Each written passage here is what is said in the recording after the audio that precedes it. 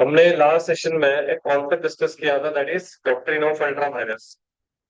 याद है आपको? यानी कि सर, अगर हम अपने अथॉरिटी के बाहर जाके काम करते हैं, राइट, तो बेसिकली वो जो एक्ट है वो अल्ट्रा वायरस कहलाता है। क्या कहलाता है? अल्ट्रा वायरस बोले तो बियॉन्ड द पावर। यानी कि तो क्या उसके लिए कंपनी लायबल होती है जनरली? नहीं सर। तो यहाँ पे तीन सिचुएशन आपने पढ़े थे: ultra vires beyond the articles of association, या फिर अल्ट्रा वायरस टू मेमोरेंडम, या ultra vires to companies act. वह कंपनीज एक्ट और अगर एमओए के अगेंस्ट जाते हैं तो उसको रेटिफाई करना पॉसिबल नहीं है। All together this is void. तो पूरी तरह से क्या बेटा? वॉइड है। Director are personally liable for this particular act, right. But अगर हम किसकी बात करते हैं, किसके बेटा? आर्टिकल्स ऑफ एसोसिएशन के पावर के अगेंस्ट अगर आप गए, ऑल टुगेदर वो पूरी तरह से वॉइड नहीं होता है। वहां पे मेंबर्स के पास एक ऑप्शन आ जाता है कि वो चाहे तो डायरेक्टर के एक्ट को क्या कर सकते हैं बेटा? वैलिडेट कर सकते हैं। पढ़ा था हमने ये सब चीजें? या तो ऑलमोस्ट ये कॉन्सेप्ट खत्म हो गया था, बट कुछ चीजें यहाँ पे रह रही थी हमारे पास। जैसे ये देखो, क्या लिखा हुआ है?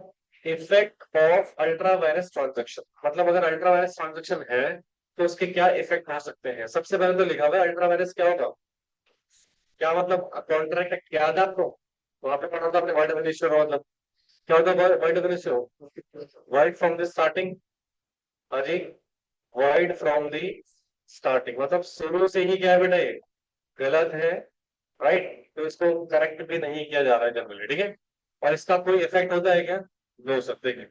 Ultra vires act are null and void ab इश्यू। The company is not bound by these act. मतलब कंपनी बेटा इन एक्ट से बाउंड नहीं होती है। Even the company cannot sue or to be sued upon this. मतलब company के ऊपर केस भी नहीं हो सकता। केस पढ़ा था आपने? Ashbury railway carriage versus iron company versus Riche. Ultra vires contract are void ab इश्यू and hence cannot become intra vires by any reason of estoppel or rectification. ठीक है, तो रेक्टिफिकेशन करके या स्टॉपल्स के थ्रू इसको हम क्या नहीं कर सकते बेटा? रेटिफाई नहीं कर सकते हैं। तो बता, सिंपल सी बात है, रेटिफाई नहीं हो सकता, इसके लिए कंपनी लायबल नहीं होगी। कौन लायबल होगा? Directors are personally liable for these activities. Done. Injunction order again आपने कॉन्ट्रैक्ट में पढ़ा हुआ है। क्या होता है इंजेक्शन ऑर्डर? हाँ जी बताइए। एनीवन?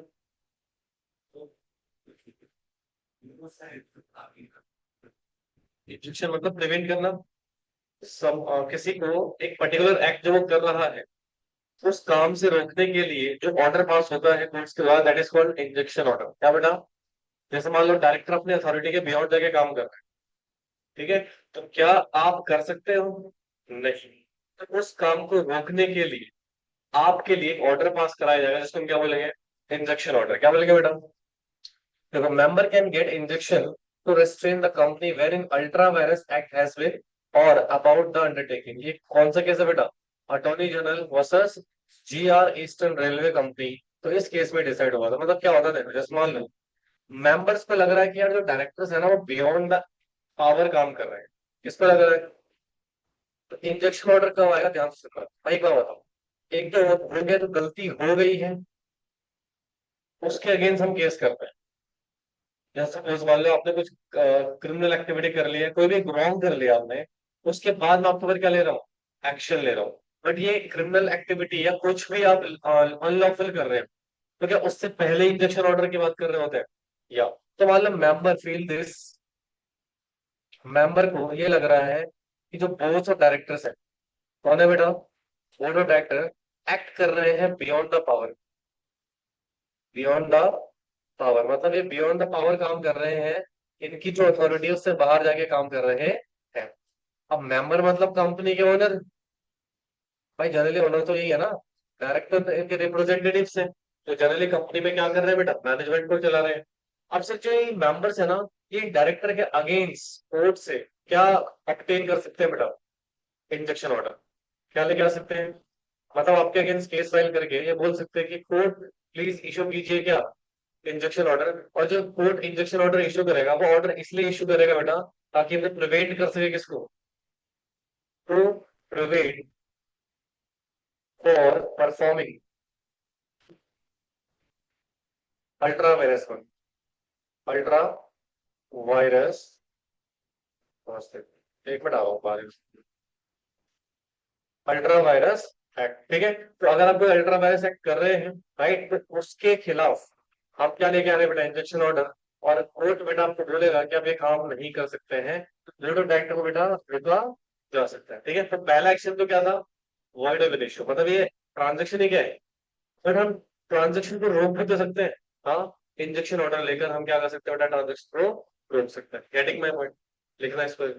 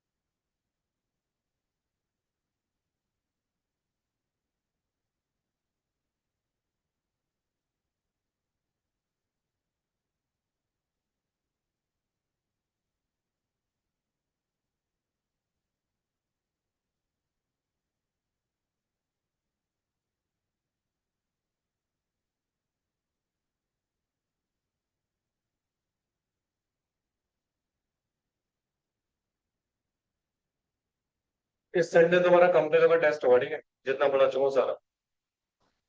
ये लिखा आप लोगों ने, इंजेक्शन ऑर्डर क्लियर हुआ। अब देखो तीसरा सिचुएशन क्या है, पर्सनल लाइबिलिटी ऑफ डायरेक्टर्स, ठीक है। डायरेक्टर की यहाँ पर क्या होती है बेटा, पर्सनल लाइबिलिटी होती है, पहले पढ़ चुके थे तो। देखो, it is one of the duty of director to ensure that corporate capital is used only for the legitimate business of the company.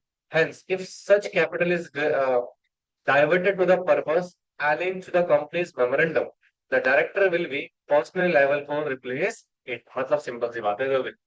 भाई कंपनी में जो पैसा है वो कैसे यूज होना चाहिए, कंपनी का ऑब्जेक्टिव फुलफिल करने के लिए, इतना को जान से ध्यान से सुनिएगा, कंसंट्रेशन से मैं क्या कह रहा हूँ आपसे। सी, ये है कंपनी हमारी, ये क्या है बेटा, कंपनी, ये है मेंबर्स। हाँ जी, नहीं नहीं ऑप्शन है, ठीक है, ये कंपनी है। अब मेंबर्स ने कंपनी में क्या इन्वेस्ट किया हुआ है, मनी इन्वेस्ट किया हुआ है। हाँ जी। अच्छा तो इसका मतलब सर समहाउ कंपनी की कुछ ना कुछ यहाँ पे क्या होगा बेटा, कैपिटल होगी। सपोज कंपनी की कैपिटल है टोटल 5 करोड़ रुपीज। कितनी कैपिटल है, capital can be a equity, can be a debt. Capital क्या हो सकती है बेटा, इक्विटी, और कैन बी अ डेट हो सकती है, हाँ या ना। अच्छा इक्विटी है मतलब ऑनर्स फंड है, क्या है बेटा, ओनर्स फंड है। और अगर डेट है तो बॉरोड फंड है, मतलब यहाँ पर क्रेडिटर का रोल आ गया, किसका रोल आ गया, क्रेडिटर्स का, ठीक है। अच्छा सुनो, तो जो 5 करोड़ रुपए है, चाहे वो ओनर ने पैसा लगाया हो, चाहे वो क्रेडिटर ने, या दोनों का ही इस कैपिटल में इंटरेस्ट है। हाँ भाई, इन्होंने इसलिए लगाया है ताकि दे गेट डिविडेंड। हेलो, हाँ जी, इनको क्या मिल सके बेटा, डिविडेंड। और क्रेडिटर ने इसलिए लगाया है ताकि उनको क्या मिल सके, इंटरेस्ट मिल सके। हाँ या ना, मतलब दोनों की इंटेंशन है रिटर्न कमाना। अच्छा रिटर्न तभी कमा पाओगे जब इसका क्या होगा, ऑप्टिमम यूटिलाइजेशन होगा। हाँ, इसका क्या होगा बेटा, ऑप्टिमम यूटिलाइजेशन होगा। मतलब ऑप्टिमम यूटिलाइजेशन कैसे बेटा, एज पर memorandum and article of association. भाई जो मेमोरेंडम ऑफ एसोसिएशन में लिखा हुआ है, जो आर्टिकल ऑफ एसोसिएशन में लिखा हुआ है, उसके हिसाब से यूज करोगे तो मतलब आप क्या कर रहे हो, ऑप्टिमम में यूटिलाइज कर रहे हो। बोलो यार। हाँ जी, तो यहां तक पहले बताओ, कोई दिक्कत कोई परेशानी। अब मान लो इफ नॉट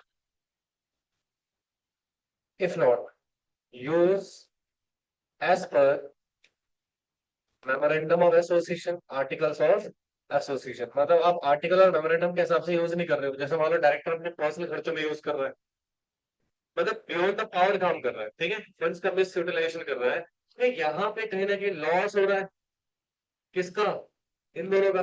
भाई ना तो उसको डिविडेंड मिल पाएगा ना इसको इंटरेस्ट मिल पाएगा, है ना। तो सर दैट मीन सर यहाँ पे डायरेक्टर बेटा जो भी लॉस होगा या जो भी उसने एक्ट किया है बियॉन्ड द पावर, या उसके लिए वो क्या हो जाएगा, पर्सनल लाइबल, उसके लिए कंपनी लाइबल नहीं होगी, फिर डायरेक्टर की वहां पर क्या हो जाएगा बेटा, पर्सनल लाइबिलिटी हो जाएगी। समझ में आया।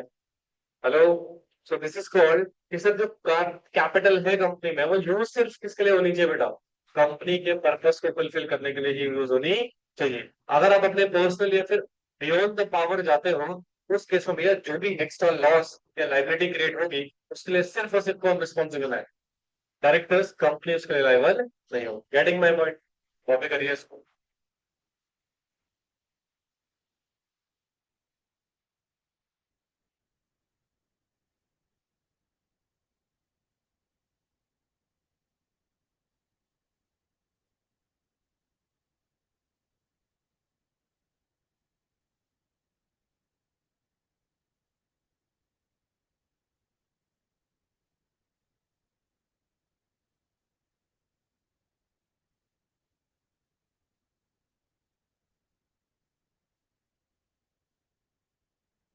बेटा बुक्स में एक्चुअली थोड़ा डिले हो रहा है, खालसा वाले की मशीन थोड़ा खराब हो रही है।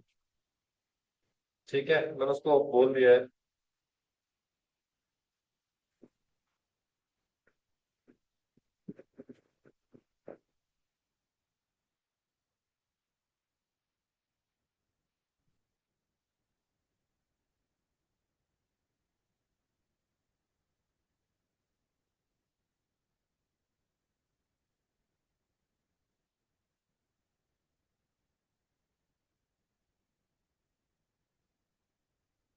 नेक्स्ट वीक तक मिल जाएगी।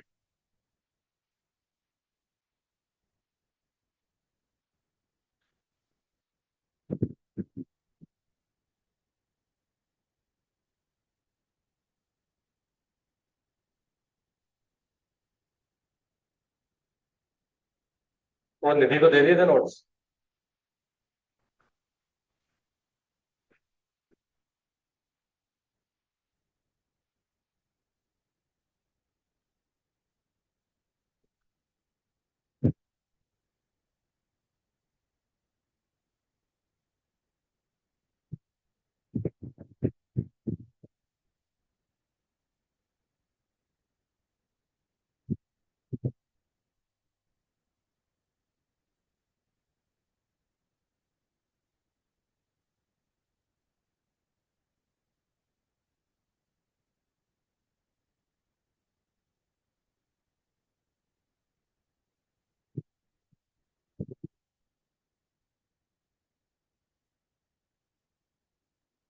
सैटरडे को ऑफ रहेगा, ठीक है।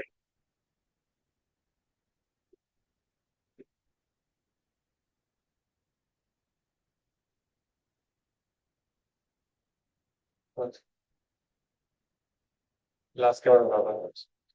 कौन सा केस है?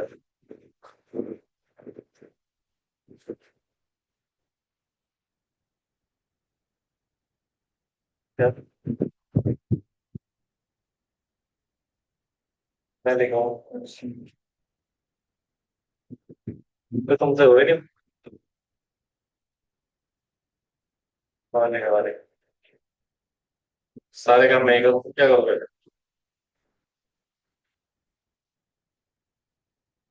Will do. ये लिख लिया आप लोगों ने? क्लास का टारगेट है ये फिनिश करो पहले डॉक्टरेट वाला। देखो आगे देखो देखो। एक केस हुआ था बेटा। केस लॉ का नाम क्या है? जहांगीर आर मोदी। जहांगीर है जहांगीर है, जो भी है, वर्सेस सामजी लाडहा। ठीक है। This is the case law. कहता है Bombay high court held that a share holder can maintain an action against the director to compel them to restore the company's fund of the company that have by them being employed transaction that they have no authority to enter। मतलब simple सी बात है, बिना अपनी authority के अगर आपने कोई fund use किया है तो आपके अगेंस्ट शेयर होल्डर एक्शन ले सकते हैं और आपको कंपेल कर सकते हैं कि उस फंड्स को वापस लेकर आओ। समझ रहे हो? तो ये केस लॉ कौन सा था बेटा? ये जहांगीर आर मोदी वर्सेस सामजी लाडा। इस केस लॉ को लिखो। इसके फैक्ट्स बता देता हूँ थोड़ा सा। लिखो।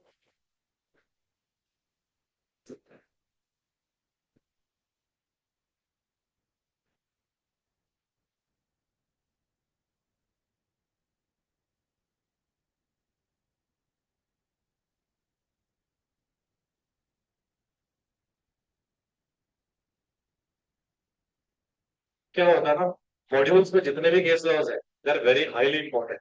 तो ज्यादा केस लॉज है नहीं, जैसे इन चैप्टर्स में है, आगे चल के कुछ चैप्टर में कम हो जाएंगे। तो जितने भी केस लॉज है, आप भले केस लॉज के नाम आपको याद ना हो, बट उनके अंदर का जो कंटेंट है ना वो जरूर याद रख लेना। जैसे इस केस लॉ में क्या है, शेयर होल्डर एक्शन ले सकते हैं किसके अगेंस्ट? डायरेक्टर के अगेंस्ट। किस बेसिस पे? कि आपने फंड्स का मिस यूज किया है, उसको रिस्टोर करो। तो ये चीज आपको मान लो एग्जाम में क्वेश्चन आ गया, नहीं हो सकता है एग्जाम में आपको केस लॉ इतना याद ना आए, पर अगर आपको ये चीज पिन पॉइंट याद रहेगा ना, क्वेश्चन पढ़ते याद रहेगा कि एक फलाना केस लॉ था जिसमें हमने पढ़ा था, तो आप बोल सकते हो as per the specified case law the फलाना जो भी हाई कोर्ट होगा या सुप्रीम कोर्ट होगा decided that share holder can take action against the director in case they inappropriately use the funds and use the legal words. General words use ना करें। कौन से वर्ड यूज करें? Legal words. इसलिए बेटा मैंने जितने भी लैंग्वेज डाले अपने मॉड्यूल की लैंग्वेजेस सारी, इसमें मेरा पर्सनल कुछ भी नहीं है, ठीक है। और मैं चाहता तो इसको चार्ट फॉर्म में दे सकता था आपको, right, but it is useless notes. बहुत सारे टीचर्स हैं जो चार्ट बेसिस पे नोट बच्चों को देते हैं, बट वो पूरे यूजलेस है। रीजन बताओ क्यों? क्योंकि उससे बच्चा चीजें रट तो लेता है, बट उसको लिखने का पैटर्न ही समझ नहीं आता। तो इसलिए बुक्स पढ़ना is the most important things. इसलिए बेटा बिल्कुल बुक के पैटर्न में डाला हुआ है, इसमें कुछ भी छेड़खानी मैंने नहीं करी है, totally over from your model. ठीक है, आईसीएसआई का जो मॉड्यूल है वही है, और आईसीएसआई अपने मॉड्यूल से ही क्वेश्चन पूछता, बाहर से नहीं पूछेगा। ठीक है, तो जितने भी केस लॉज यहाँ पर है, तो पढ़ना इसलिए जरूरी है क्योंकि इसके फैक्ट्स एटलीस्ट आपको याद होंगे। ठीक है, कुछ फेमस केस लॉ तो ना ऐसे ही याद हो जाएंगे करते करते, और केस लॉ याद तभी होंगे जैसे एक सर दिन स्ट्रैटेजी पूछ रही थी, सर क्या कैसे करा जाए कि हम रैंक की कोशिश करें या फिर एग्जामिशन की कोशिश करें। भाई इसमें मैं आपको बता रहा हूँ, it's all about your self study. कि मैं कुछ नया नहीं बताऊंगा आपको, आप सिर्फ क्या करें और अभी से करें। If you are thinking for क्या बेटा, रैंक, तो अभी से आप अपनी सेल्फ स्टडी करें। भाई देखो ना, तुम्हारी 2 बजे क्लास खत्म हो रही है सब कुछ, उसके बाद आप पढ़ रहे हो, कई बच्चे तो 4 बजे निकल जाते हैं, तो 2 घंटे में क्या पढ़ा तुम लोगों ने? कुछ भी नहीं पढ़ा। 2 घंटे में तो आधा घंटा लंच करने में निकल जाता है, 1.5 घंटा बचा, तो यूटिलाइजेशन तो कुछ भी नहीं हुआ ना, खाली गेटिंग में भाई। जब आपको बोला हुआ है कि बेटा इंस्टीट्यूट ओपन है कब तक, देन यूज इट ना। 2 बजे से लेकर 8 बजे तक पढ़ो। ये सेल्फ स्टडी जितनी करो, कि मुझे पता है घर जाके तुम उतनी पढ़ाई नहीं कर पाओगे, मोबाइल फोन होते हैं, और इनफेक्ट नेक्स्ट टाइम से मोबाइल फोन आप रिसेप्शन पे जमा कर दें पढ़ाई करने से पहले। हाँ, अगर उससे कुछ लेक्चर्स वगैरह देख रहे हो वो अलग चीज है, एंड कोशिश करो जिनके पास लैपटॉप्स हैं तो लैपटॉप लेके आए। ठीक है, not use mobile phone. Social media को बिल्कुल अपनी लाइफ से हटा दो, डिलीट और social media apps except WhatsApp. और व्हाट्सएप में भी सिर्फ लिमिटेड ही यूज करें इंस्टीट्यूट के ग्रुप्स में, जो इन्फॉर्मेशन है वो कोई नोट्स आ रहे हैं वो देखने के लिए। अपना सोशल मीडिया जितना भी है बेटा उसको जितना रिड्यूस करोगे उतना आपके लिए बेनिफिशियल है। और जितना हो सके रीड द बुक्स, क्या पढ़े। अच्छा, मॉर्निंग में एक और तरीका मैं आपको बताता हूँ जो मैं फॉलो करता था। सुबह सुबह अपने लेना 15 मिनट्स निकालिए। कितने मिनट निकालिए डेली, और इसको फॉलो करना आप बंद करें। एक तो सुबह उठते ही, एक तो 20 मिनट्स एक्चुअली, सुबह उठते ही 5 मिनट का थोड़ा सा आप योगा कीजिए। ज्यादा नहीं, छोटे मोटे जो योगा होते हैं वो कीजिए। यूट्यूब पे दुनिया भर की वीडियोस आपको मिल जाएगी, 5 मिनट। क्योंकि स्टूडेंट का दिमाग बहुत हेल्दी होना चाहिए, इसमें बिल्कुल भी क्या नहीं होना चाहिए बेटा, और डिस्टर्बेंस नहीं होनी चाहिए, बहुत रिलैक्स होना चाहिए, रिलीफ होनी चाहिए। योगा से ना हमें काफी हद तक रिलीफ मिलती है, किसमें, मेंटल हेल्थ को लेकर। दूसरा, 15 मिनट्स आप पढ़िए, एक न्यूज पेपर आता है इकोनॉमिक्स टाइम का, खरीदने की जरूरत नहीं है, इसका एप्लीकेशन इंस्टॉल कर लो। इकोनॉमिक्स टाइम का डेली न्यूज पेपर रीड करो, कितने मिनट। क्यों? क्योंकि इसमें आपको बहुत सारे कंपनी के केसेस मिलेंगे, सेबी का रेफरेंस मिलेगा, कंपटीशन कमीशन ऑफ इंडिया का रेफरेंस मिलेगा, एमसीए का रेफरेंस मिलेगा। आप जब उनको पढ़ेंगे ना, प्रैक्टिकली देखेंगे न्यूज़पेपर डेली बेसिस पे, उससे क्या होगा ना, आपकी वोकैबुलरी ठीक हो। हमारी वोकैबुलरी बहुत खराब है, हम हमारा सिलेक्शन ऑफ वर्ड बहुत गलत है। जब हम आंसर लिख रहे होते हैं तो हम जनरल वर्ड लिख रहे होते हैं, क्यों? क्योंकि हमारी वोकैब ही खराब है। हमारे दिमाग में जितने वर्ड्स होंगे वही तो लिख पाएंगे। Are you getting my point? तो अगर आप 15 मिनट्स अपना न्यूज पेपर को दे रहे हो तो इससे दो फायदे होंगे, एक तो वोकैबुलरी सही होगी, दूसरा आपको ना न्यूज पता लगेगा। और इकोनॉमिक्स टाइम मतलब बिजनेस का न्यूज आप इसमें लग लो। ठीक है, इसमें बिजनेस से रिलेटेड, कंपनी से रिलेटेड, 90% न्यूज कंपनी से रिलेटेड है। Foreign companies, Indian companies, SEBI, right, MCA और competition commission of India, RBI, इन सबकी न्यूज आपको मिलेगी, इससे आपकी नॉलेज भी बढ़ेगी। फ्री है यार। तो सुबह 15 मिनट हम रील देखते हैं, उससे बेटर है 15 मिनट क्या करें, ये करें। इससे क्या होगा, आपकी वोकैबुलरी बहुत स्ट्रांग होगी, और आंसर लिखने में बहुत आपको बेनिफिट्स मिलेगा। ठीक है। और ऐसा करना, जैसे मान लो ग्रुप 1 में कितने सब्जेक्ट्स हैं, ग्रुप 2 में कितने सब्जेक्ट्स हैं, 3। आप ना इसमें कोई 2 सब्जेक्ट चुन लो, इसमें आप ये कोशिश करो कि आप एट एनी हाउ कितने स्कोर करें, 60+। एट एनी हाउ, जो भी तुम्हारा फेवरेट सब्जेक्ट हो, चाहे कंपनी लो ले लो या अकाउंट्स ले लो। ठीक है, आप 60+ उसमें स्कोर करने का सोचो, किसी 2 में। यहाँ पर भी किसी 2 में तुम्हारी ए आई आर कहीं नहीं गई। बट उसके लिए बेटा आपको समय देना पड़ेगा, और वेस्टेज कम करना। मैं तुम्हें बार बार क्यों बोल रहा हूँ कि तुम उनके साथ मत बैठो, मत बैठो, मत बैठो, खुद को डिस्टर्ब कर रहे हो भाई। तुम दोनों को स्पेशली बोल रहा हूँ।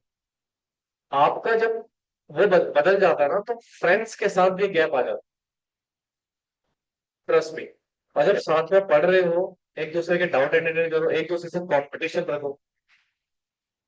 कंपटीशन कैसा भाई, मैं ये पढ़ के आया हूँ, बताइए सेक्शन में क्या लिखा हुआ है।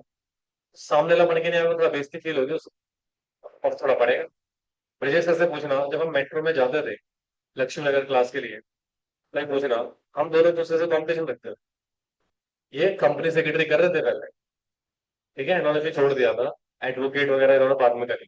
ठीक है, तो हम लोग जब लक्ष्मी नगर क्लास लेने जाते थे मेट्रो में, भाई हमारे पास पूरा 1 घंटा होता था, यहाँ से तुगलकाबाद से लेकर सीधे लक्ष्मी नगर तक। ठीक है, तो हम पूरे इस 1.5 घंटे में क्या करते थे, एक दूसरे से क्वेश्चन, कभी ये मेरे से पूछ रहे हैं, कभी मैं इनसे पूछ रहा हूँ।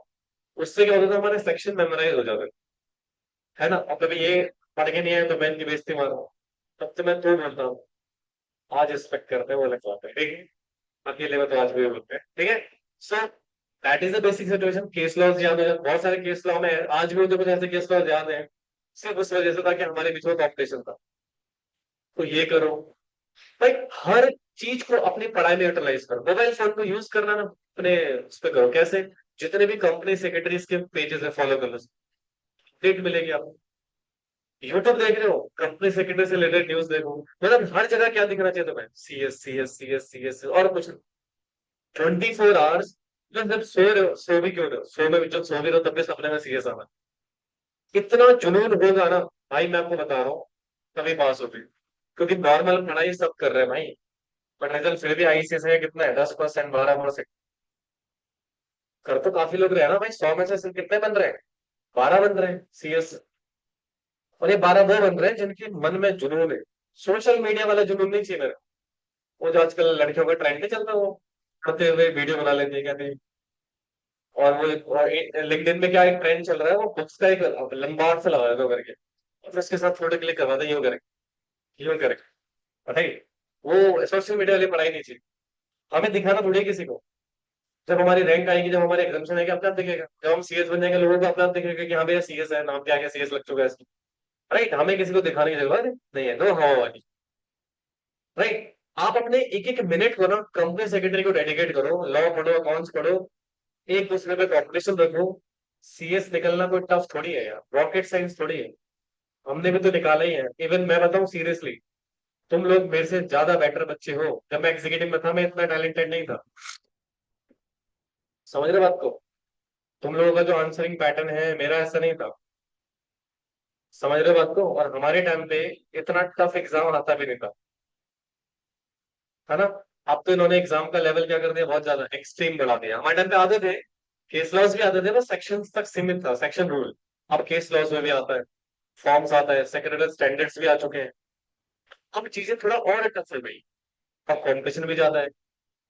Are you getting my point?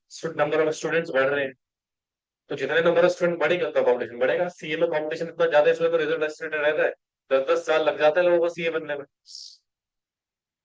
भाई 5 लाख का चार्टर अकाउंटेंट्स है, उतने ही स्टूडेंट्स हैं। कम ही तो पास करेंगे, सबको थोड़ी पास कर देंगे। अब सीएस में भी ऐसे ही हो रहा है धीरे धीरे।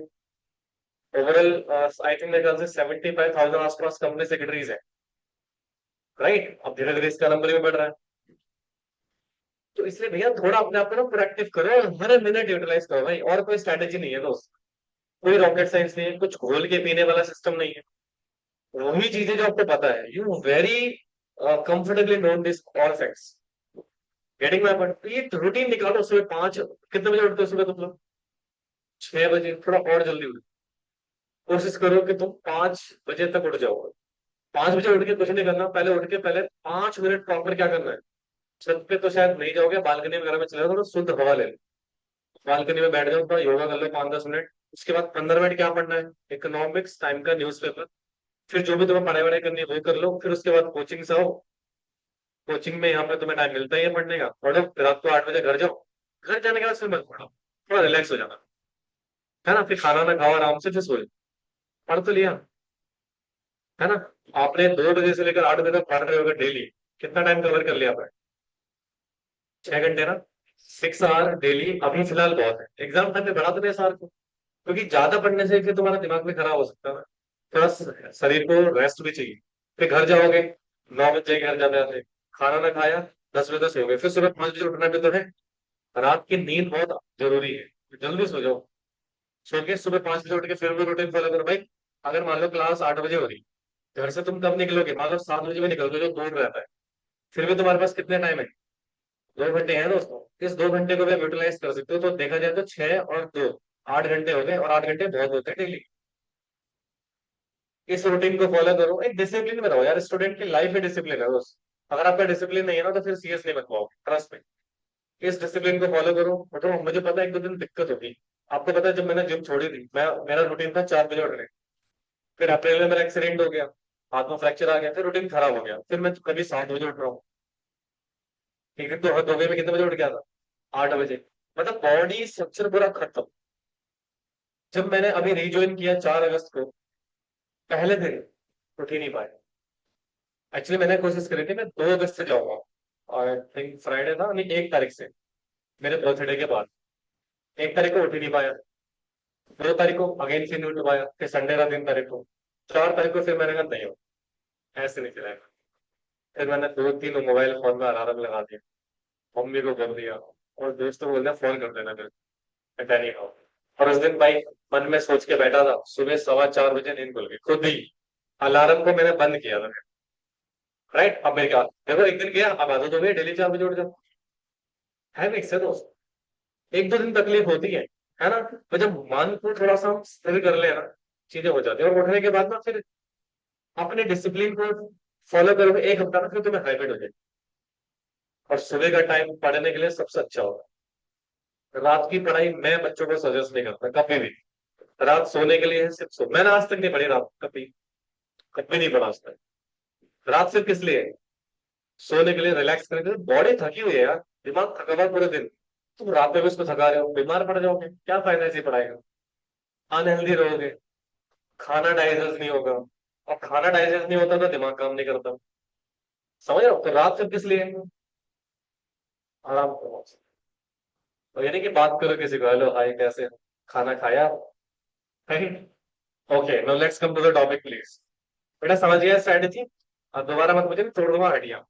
ये लिखा आपने, जहांगीर मोदी वर्सेस सामजी लाडा। इसके नीचे लिख लो, in this case, in this case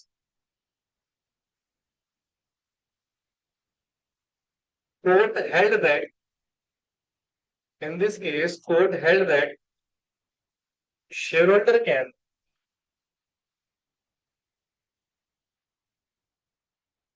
shareholder can take action,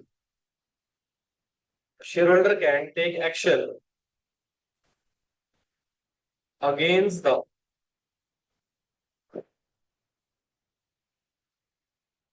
against the directors, against the directors to restore company's funds, to restore company's funds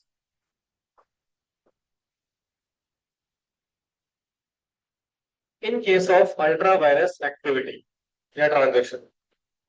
ultra vires transaction, तो फिर वो अल्ट्रा वायरस ट्रांजेक्शन आपने किया हुआ है, उस केस में दोस्तों आपसे क्या करा जा सकता है बेटा? फंड्स रिकवरी के लिए जो हमारे शेयर होल्डर्स हैं, वो केस वगैरह फाइल आपके ऊपर कर सकते हैं। ठीक है।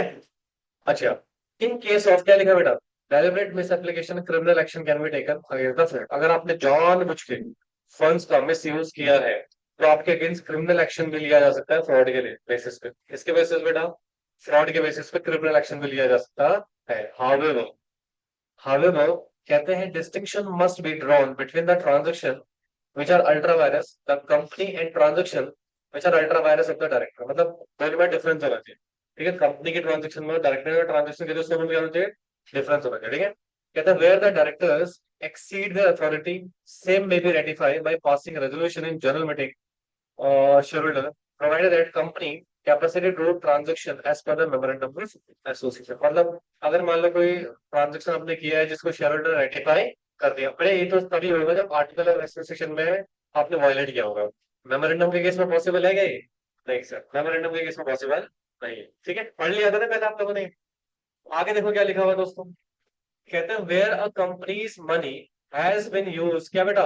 Ultra vires to acquire someone property, यानी कि किसी प्रॉपर्टी को एक्वायर करने के लिए कंपनी में अल्ट्रा वायरस ट्रांजेक्शन हुई। ठीक है, तो कहते हैं the companies right over such properties held secure and the company will right a party to protect the property. This is because though the property has been acquire for some ultra vires object, it represent the money to the company. मतलब देखो example, मान लो director ने एक property acquire करी। क्या acquire करी बेटा? अच्छा, ये जो प्रॉपर्टी एक्वायर करी गई है ना, ये इनके पावर में नहीं था, बियॉन्ड द पावर था, मतलब अल्ट्रा वायरस एक्टिविटी है। क्या है बेटा? मतलब अपने फंड्स तो यूज किया, बट फंड यूज किया प्रॉपर्टी एक्वायर करने के लिए, जो कि क्या था बेटा? अल्ट्रा वायरस था। तो सर इस प्रॉपर्टी पे किसका राइट होगा? राइट इसमें होगा कंपनी का। किसका राइट होगा? क्यों सर? ऑल्दो दिस इज, आपने बोला ना अल्ट्रा वायरस पर्सनली लायबल होते हैं डायरेक्टर्स। यस बिल्कुल होते हैं। बट अगर कोई प्रॉपर्टी एक्वायर करेगी अल्ट्रा वायरस एक्टिविटीज में, राइट किसका था बेटा? ताकि हम प्रोटेक्शन दे सके इंटरेस्ट को। किसको बेटा? इंटरेस्ट को, शेयर होल्डर, और साथ के साथ जिससे हमने प्रॉपर्टी परचेज करा हुआ है उससे। ठीक है, इसलिए कहते हैं सर अल्ट्रा वायरस प्रॉपर्टी में जो प्रॉपर्टी एक्वायर करी गई है उस प्रॉपर्टी पे कंपनी का राइट होगा, ना कि डायरेक्टर्स का। समझे? अच्छा नेक्स्ट पॉइंट देखो, ultra vires boring does not create the relationship of creditor and debtor. यानी कि जो अल्ट्रा वायरस एक्टिविटी है वो डेटर क्रिएटर का रिलेशन क्रिएट नहीं करता है। जैसे देखो ये कंपनी है और ये बैंक है। भाई अगर आप देखोगे जितने भी एक्ट होते हैं किसके नाम पे होते हैं? मान लो कंपनी ने लोन लिया, किससे? कम बैंक से, ठीक है। और लोन लिया बेटा, जो भी अमाउंट है वट एवर, और लोन लेने वाले तो डायरेक्टर ही होंगे ना। भाई कंपनी तो एक क्या है, आर्टिफिशियल पर्सन है, वो काम थोड़ी कर सकती है। कंपनी के ब्याह पे कौन काम करेगी? और उन्होंने क्या लिया है? लोन। भाई ये लोन जो है वो मान लो अल्ट्रा वायरस है, क्या है? तो सर यहाँ पे बैंक एक तरीके से होना चाहिए था क्या? क्रेडिटर। और कंपनी क्या होनी चाहिए थी? डेटर। बट अगर अल्ट्रा वायरस एक्टिविटी है तो ना तो कंपनी को हम क्या मानेंगे, ना तो हम बैंक को क्या मानेंगे। तो सर इस लोन का क्या होगा? इस लोन के लिए पर्सनल लेवल कौन हो जाएंगे? डायरेक्टर हो जाएंगे, ठीक है। तो मतलब डेटर और क्रेडिटर का रिलेशन यहाँ पर क्रिएट नहीं होगा। समझ में आया? तो ये केस हुआ था बेटा revision petition Madras native permanent funds limited का, इस पर्टिकुलर सिचुएशन में, कि भैया यहाँ पर डेटर और क्रेडिटर की ट्रीटमेंट जनरली नहीं होगी। समझे?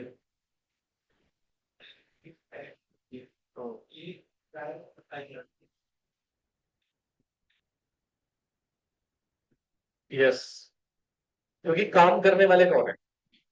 डायरेक्टर्स हैं। वही बियॉन्ड द पावर काम कर रहे हैं, ठीक है। तो उस केस में डायरेक्टर पे पर्सनल लेवल बनाया है, ठीक है। लिख लो एग्जाम्पल, दोनों एग्जाम्पल लिख लो, फिर देख के आओ क्या कर रहे हैं वो।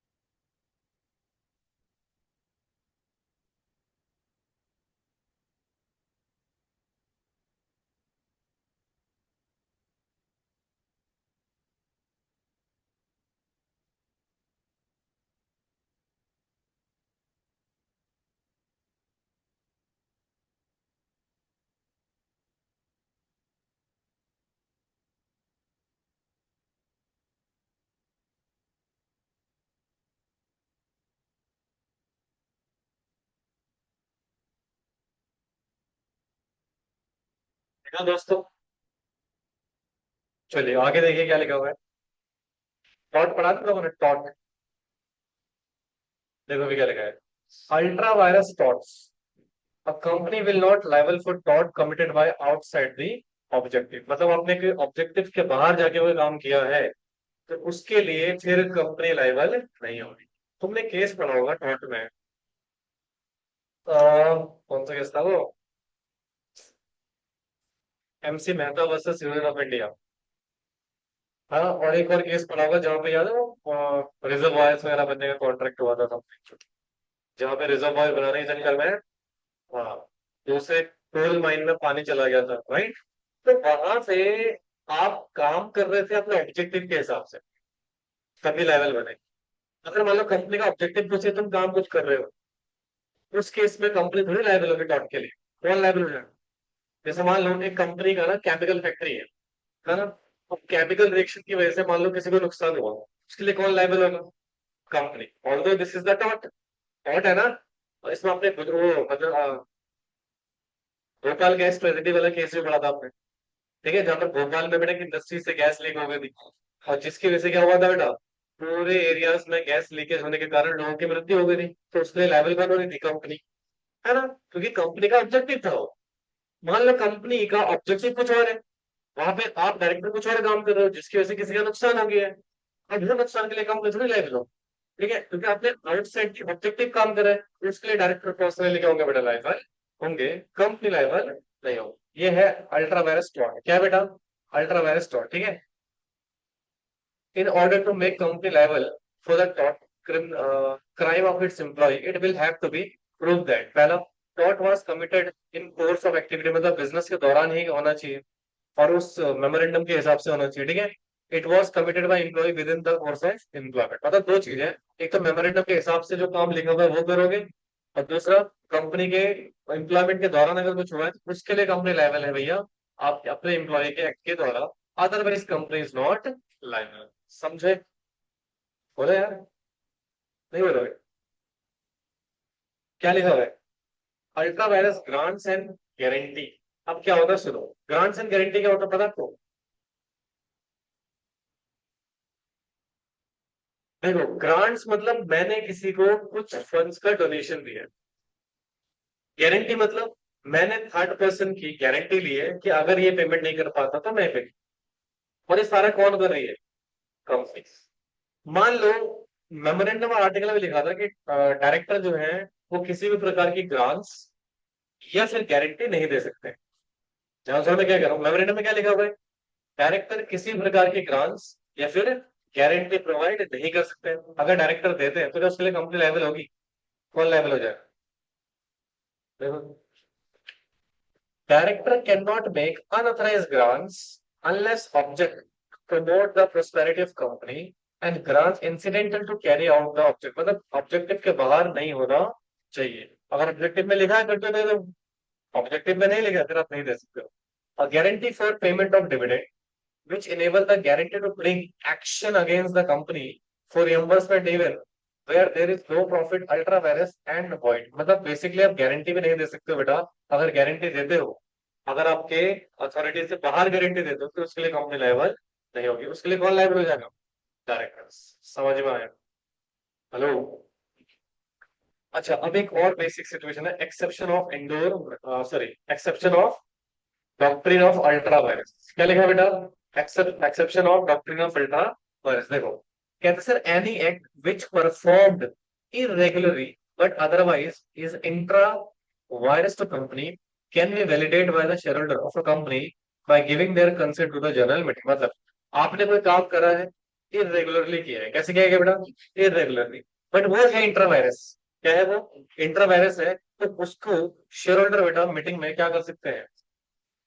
वैलिडेट कर सकते हैं, तो उसके लिए कंपनी फिर लाइबल होगी, डायरेक्टर लाइबल नहीं होगी। जैसे मान लो आपने ना अलॉटमेंट करी, क्या करी बेटा? अलॉटमेंट, क्योंकि अलॉटमेंट करने का राइट डायरेक्टर के पास था, आपने अलॉटमेंट करी, बट उस अलॉटमेंट को आपने इरेगुलर तरीके से कर, रूल फॉलो नहीं किया। क्या फॉलो नहीं किया? रूल फॉलो नहीं किया, ठीक है, इरेगुलर हो गई। क्या हो गई वो? इरेगुलर मतलब सर एक ऐसी एक्टिविटी जो एज पर लॉ नहीं है, ठीक है, तो उसको शेयर होल्डर चाहे तो डायरेक्टर को उस एक्टिविटी को रेटिफाई कर सकते हैं और उसके लिए कंपनी को लायबल बना सकते हैं डायरेक्टर को, ठीक है, ये रिलैक्सेशन मिल जाती है थोड़ा सा। तो कहते हैं if any act deem to be within the authority of company by the companies act it will not consider, क्या बेटा? अगर कंपनीज एक्ट में मेमोरेंडम में आपने कुछ और लिखा है, आर्टिकल में कुछ और लिखा, बट कंपनी एक्ट कहता नहीं ये अथॉरिटी है डायरेक्टर की, डायरेक्टर ये काम कर सकते हैं, तो फिर उसको हम अल्ट्रा वायरस कंसिडर नहीं करेंगे, ठीक है। कहते हैं एनी इंसिडेंटल और if you consider effect of the ultravirus will not be invalid unless company acts within prohibit है, मतलब कोई भी ऐसा एक्ट जो कंपनी प्रोहिबिट नहीं कर रहा है तब तक उसको अल्ट्रावायरस नहीं मान सकते हैं, ठीक है। Any act which outside the authority of director of the company but otherwise intra vires है और फिर company can be ratify by the shareholder, वही वाला है जो एओए के अगेंस्ट जाके अपने काम करा है और उसको रेटिफाई कर दिया है, उसके लिए बेटा बेसिकली क्या हो गया?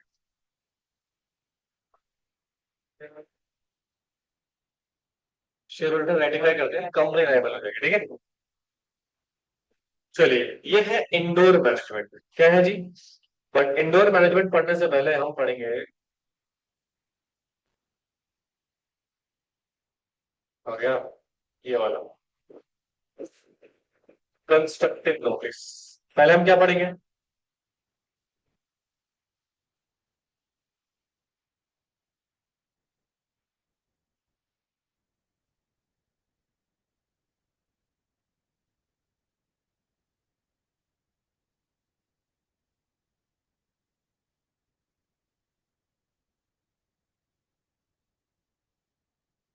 चलिए, अब जरा सुनना ध्यान से।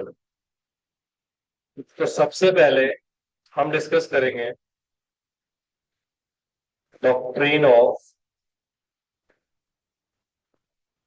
Constructive notice. अरे यार ये भाई ये सब गलत है।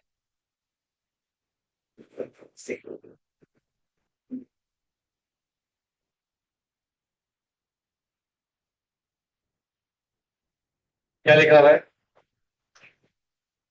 Doctrine of constructive notice. इसको समझना ध्यान से, ये सिचुएशन क्या है। ठीक है।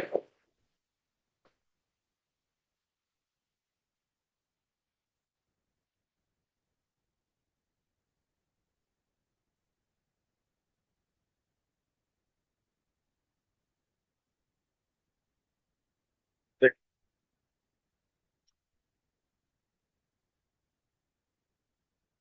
अच्छा, ध्यान से सुनना बेटा। यहाँ पर क्या है? एक कंपनी। भाई कंपनी जब हम बनाते हैं तो उसके साथ ड्राफ्ट करते हैं दो डॉक्यूमेंट। क्या करते हैं बेटा? या एंड ये दोनों डॉक्यूमेंट मैंडेटरी है किस केस में? सारे केस में। चाहे कोई सी भी कंपनियां बना रहे हैं तो ये डॉक्यूमेंट होने ही चाहिए। ठीक है। हेलो। या अब सर इन डॉक्यूमेंट्स को ड्राफ्ट जब आप करते हो और फिर आप इनको रजिस्टर्ड करवाते हो। क्या करवाते हो? इनका रजिस्ट्रेशन कराते हो। तो फिर सेक्शन 10 जो है ना, वो कहता है ये जो डॉक्यूमेंट है रजिस्टर्ड डॉक्यूमेंट है। क्या है बेटा? रजिस्टर्ड डॉक्यूमेंट है। Right. Hello. And become public document. क्या बन गया बेटा? ठीक है। तो इनका एक बाइंडिंग इफेक्ट होता है। क्या होता है बेटा? बाइंडिंग इफेक्ट होता है। मतलब ये कंपनी के ऊपर बाइंड है। बोलो। बाइंड मतलब फॉलो करना है। क्या करना है बेटा? मतलब बाइंडिंग इफेक्ट किसके ऊपर है? कंपनी के ऊपर है, मेंबर्स के ऊपर है, डायरेक्टर्स के ऊपर है, और इवन आउटसाइडर के ऊपर भी बाइंडिंग है। किसके ऊपर भी बाइंडिंग है? बट आउटसाइडर के कुछ बेसिक सिचुएशंस हैं वो भी हम पढ़ेंगे। और इसी आउटसाइडर के कॉन्सेप्ट्स को ध्यान में रखते हुए हम एक सिचुएशन यहाँ पे पढ़ने वाले हैं, डॉक्ट्रिन ऑफ कंस्ट्रक्टिव नोटिस। क्या पढ़ने वाले हैं? Doctrine of constructive notice. तो sir doctrine of constructive notice है क्या? इस पूरे कॉन्सेप्ट को यहाँ पर अंडरस्टैंड करेंगे, ध्यान से सुनिएगा। तो सर जब आउटसाइडर की बात आती है, किसकी बात आती है? तो वहां पर बेटा डॉक्ट्रिन एप्लीकेबल हो जाता है क्या? Memorandum of association, articles of association are binding upon the outsider. क्या बोलता है बेटा ये? क्या memorandum of association, articles of association के आउटसाइडर पे बाइंडिंग है? तो इसमें जो रूल्स एंड रेगुलेशन लिखे हुए हैं उसके लिए आउटसाइडर ऑब्लाइज्ड होगा। हाँ जी। तो ये हम डिस्कस करने वाले हैं किसके द्वारा बेटा? डॉक्ट्रिन ऑफ कंस्ट्रक्टिव नोटिस के द्वारा। पहले मुझे कॉन्सेप्ट क्लियर हो। पक्का? श्योर है? आप समझ आंसर। सर यहाँ पे हम एक एग्जाम्पल की मदद से इस कॉन्सेप्ट को अंडरस्टैंड कर रहे हैं। सेक्शन 10 ने बोला कि जो मेमोरेंडम ऑफ एसोसिएशन है ना, और जो आर्टिकल्स ऑफ एसोसिएशन है, ये हमारे पब्लिक डॉक्यूमेंट है। क्या है बेटा ये? पब्लिक डॉक्यूमेंट है, मतलब anybody can access these document. बोलो। यानी कि sir these are available, available for general public. किसके लिए अवेलेबल है बेटा? जनरल पब्लिक के लिए अवेलेबल है।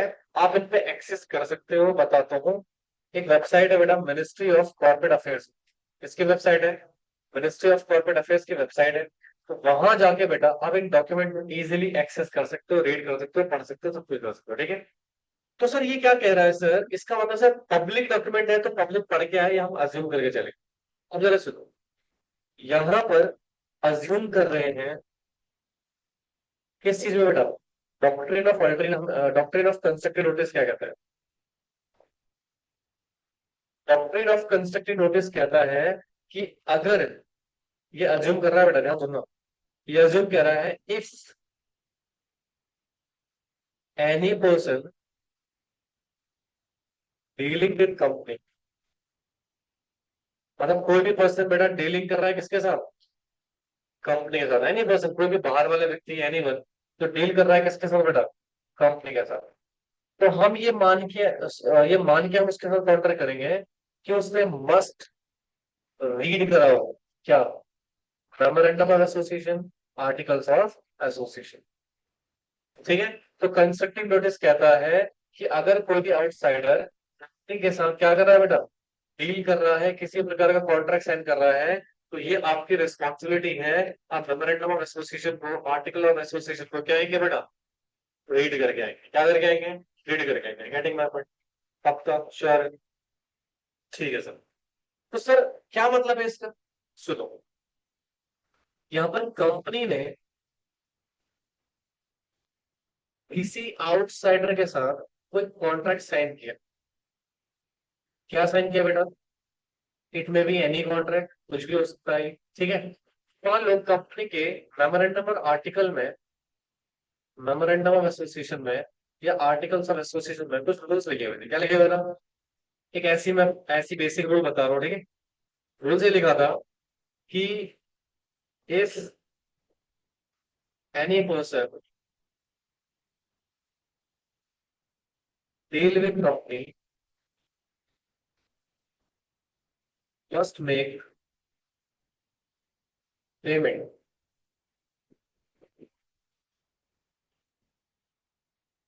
With in 3 days of contract. मतलब जिस दिन कॉन्ट्रैक्ट साइन हुआ उसके 3 दिन के अंदर अंदर क्या जानी चाहिए बेटा, पेमेंट। अच्छा, if not, company not liable for loss of other person.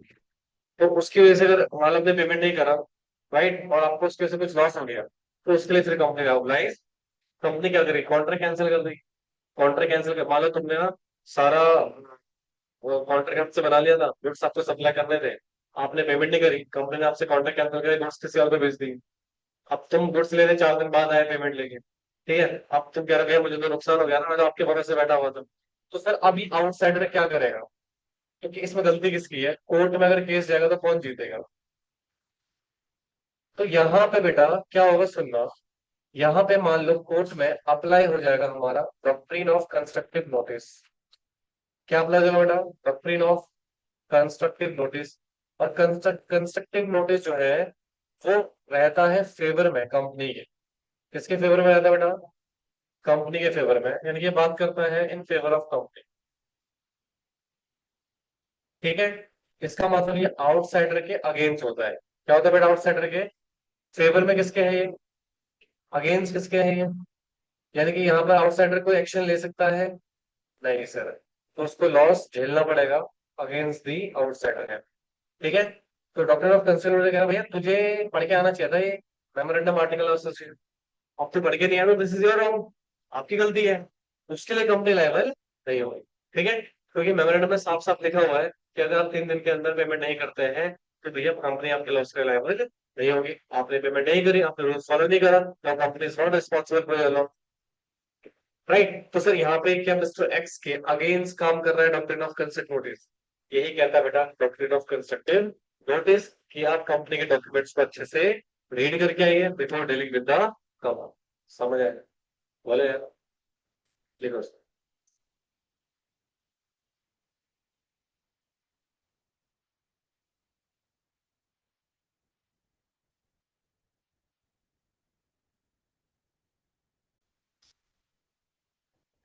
देखो,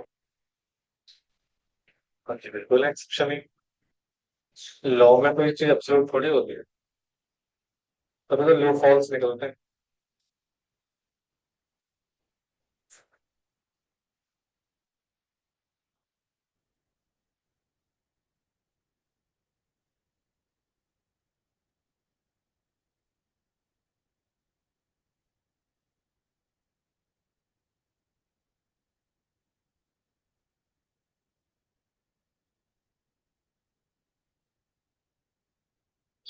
हाँ यह सबका।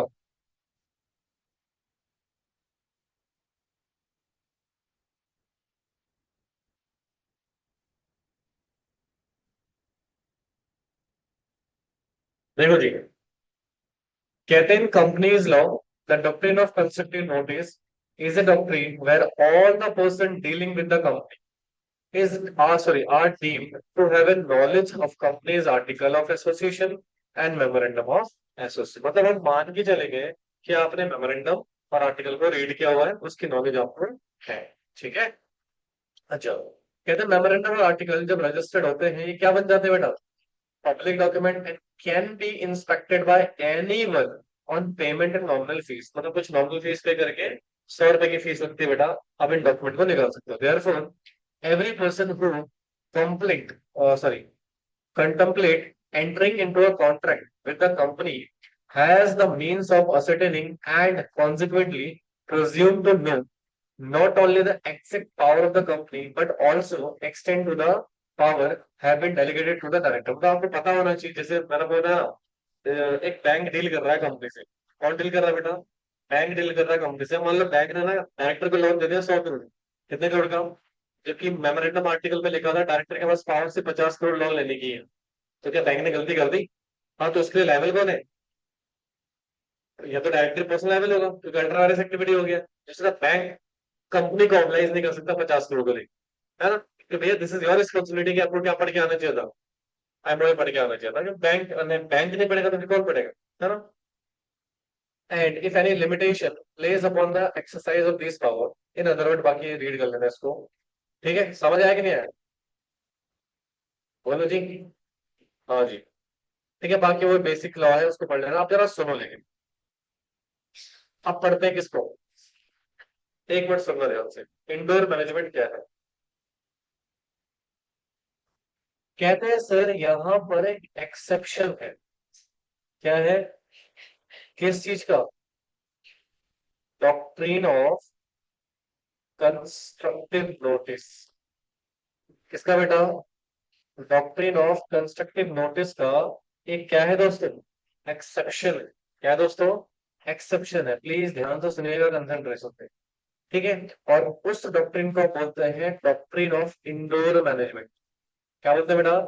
Doctrine of indoor management. अब सर ये जो डॉक्ट्रिन ऑफ इंडोर मैनेजमेंट है ये क्या है जी? तो डॉक्ट्रिन ऑफ इंडोर मैनेजमेंट क्या है? ये बात करता है इन फेवर ऑफ आउटसाइडर की। किसके बेटा? मतलब ये फेवर किसके फेवर में रहता है और अगेंस्ट रहता है किसके? कंपनी के। अब ये क्या था भैया, सुनो। ये जो मेमोरेंडम और आर्टिकल है ना, जो मेमोरेंडम ऑफ एसोसिएशन है और जो आर्टिकल्स ऑफ एसोसिएशन है, राइट, जो हमारे क्या है बेटा? मेमोरेंडम ऑफ एसोसिएशन है या जो हमारे आर्टिकल्स ऑफ एसोसिएशन है, ये कहता है भैया ये इंटरनल मैटर है आपके। क्या है? Although these are public document but ये कंपनी के इंटरनल मैनेजमेंट के पार्ट है। तो इसका आउटसाइडर से डायरेक्टली कोई लिंक नहीं है। Directly no link with outsider. अगर आउटसाइडर ने इन डॉक्यूमेंट्स को नहीं भी पढ़ा है, हाँ, और कंपनी में कुछ फ्रॉड हुआ है, तो भैया उसके लिए आउटसाइडर एप्लीकेबल नहीं होगा, आउटसाइडर लाइबल नहीं होगा। यानी कि यहाँ पर लाइबिलिटी किसकी बनेगी बेटा? कंपनी की बनेगी। जैसा मान लो ना, एक पर्सन है जिसको लीगल नॉलेज वगैरह कुछ भी नहीं है, जिसको बेसिकली डॉक्यूमेंट्स रीड करना नहीं आता, और आपके एमओयू में चेंजेस हो रहे हैं। ठीक है। तो अब मैं वो थोड़ी बैठता रहूँ कि कंपनी के साथ डीलिंग करते वक्त मैं पहले मेमोरेंडम आर्टिकल डेली बेसिस पर, इतने बड़े बड़े डॉक्यूमेंट्स होते हैं। ठीक है। तो मैंने नहीं पढ़ा भाई। मैं बहुत ही मेरे को आइडिया भी नहीं था कि मेमोरेंडम आर्टिकल, अच्छा कितने लोगों को पता है कंपनी मेमोरेंडम आर्टिकल होते हैं? अरे भाई, जिनको लॉ पता है, जिन्होंने कंपनीज लॉ पढ़ा हुआ है या फिर जिन्होंने कंपनी से रिलेटेड कुछ इन्फॉर्मेशन है, उन्हीं को तो पता है। भाई बहुत सारे ऐसे लोग हैं जिनको पता भी नहीं होता कौन से डॉक्यूमेंट्स होते हैं कंपनीज में। राइट, इनोसेंटली आपने कोई कॉन्ट्रैक्ट किया कंपनी के साथ और आपके साथ फ्रॉड हो जाता है, कुछ नुकसान हो जाता है, तो उसके लिए भैया आउटसाइडर लाइबल नहीं होगा, तो लाइबल होगा। समझे? तो डॉक्ट्रिन ऑफ कंस्ट्रक्टिव नोटिस कहता है कंपनी के फेवर में, और इंडोर मैनेजमेंट इसका क्या है? एक्सेप्शन, तो जो आउटसाइडर को फेवर करता है और किसके अगेंस्ट बात करता है बेटा? कंपनी के। समझ में आए? देखो उसको।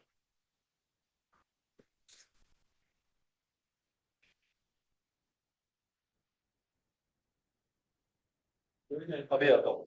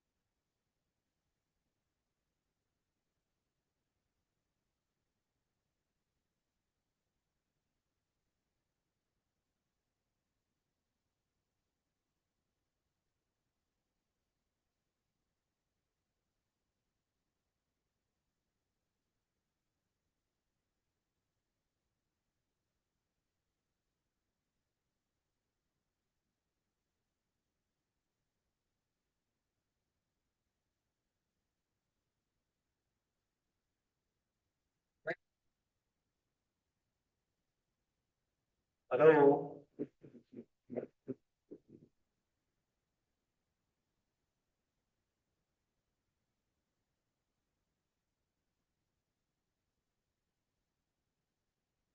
हाँ,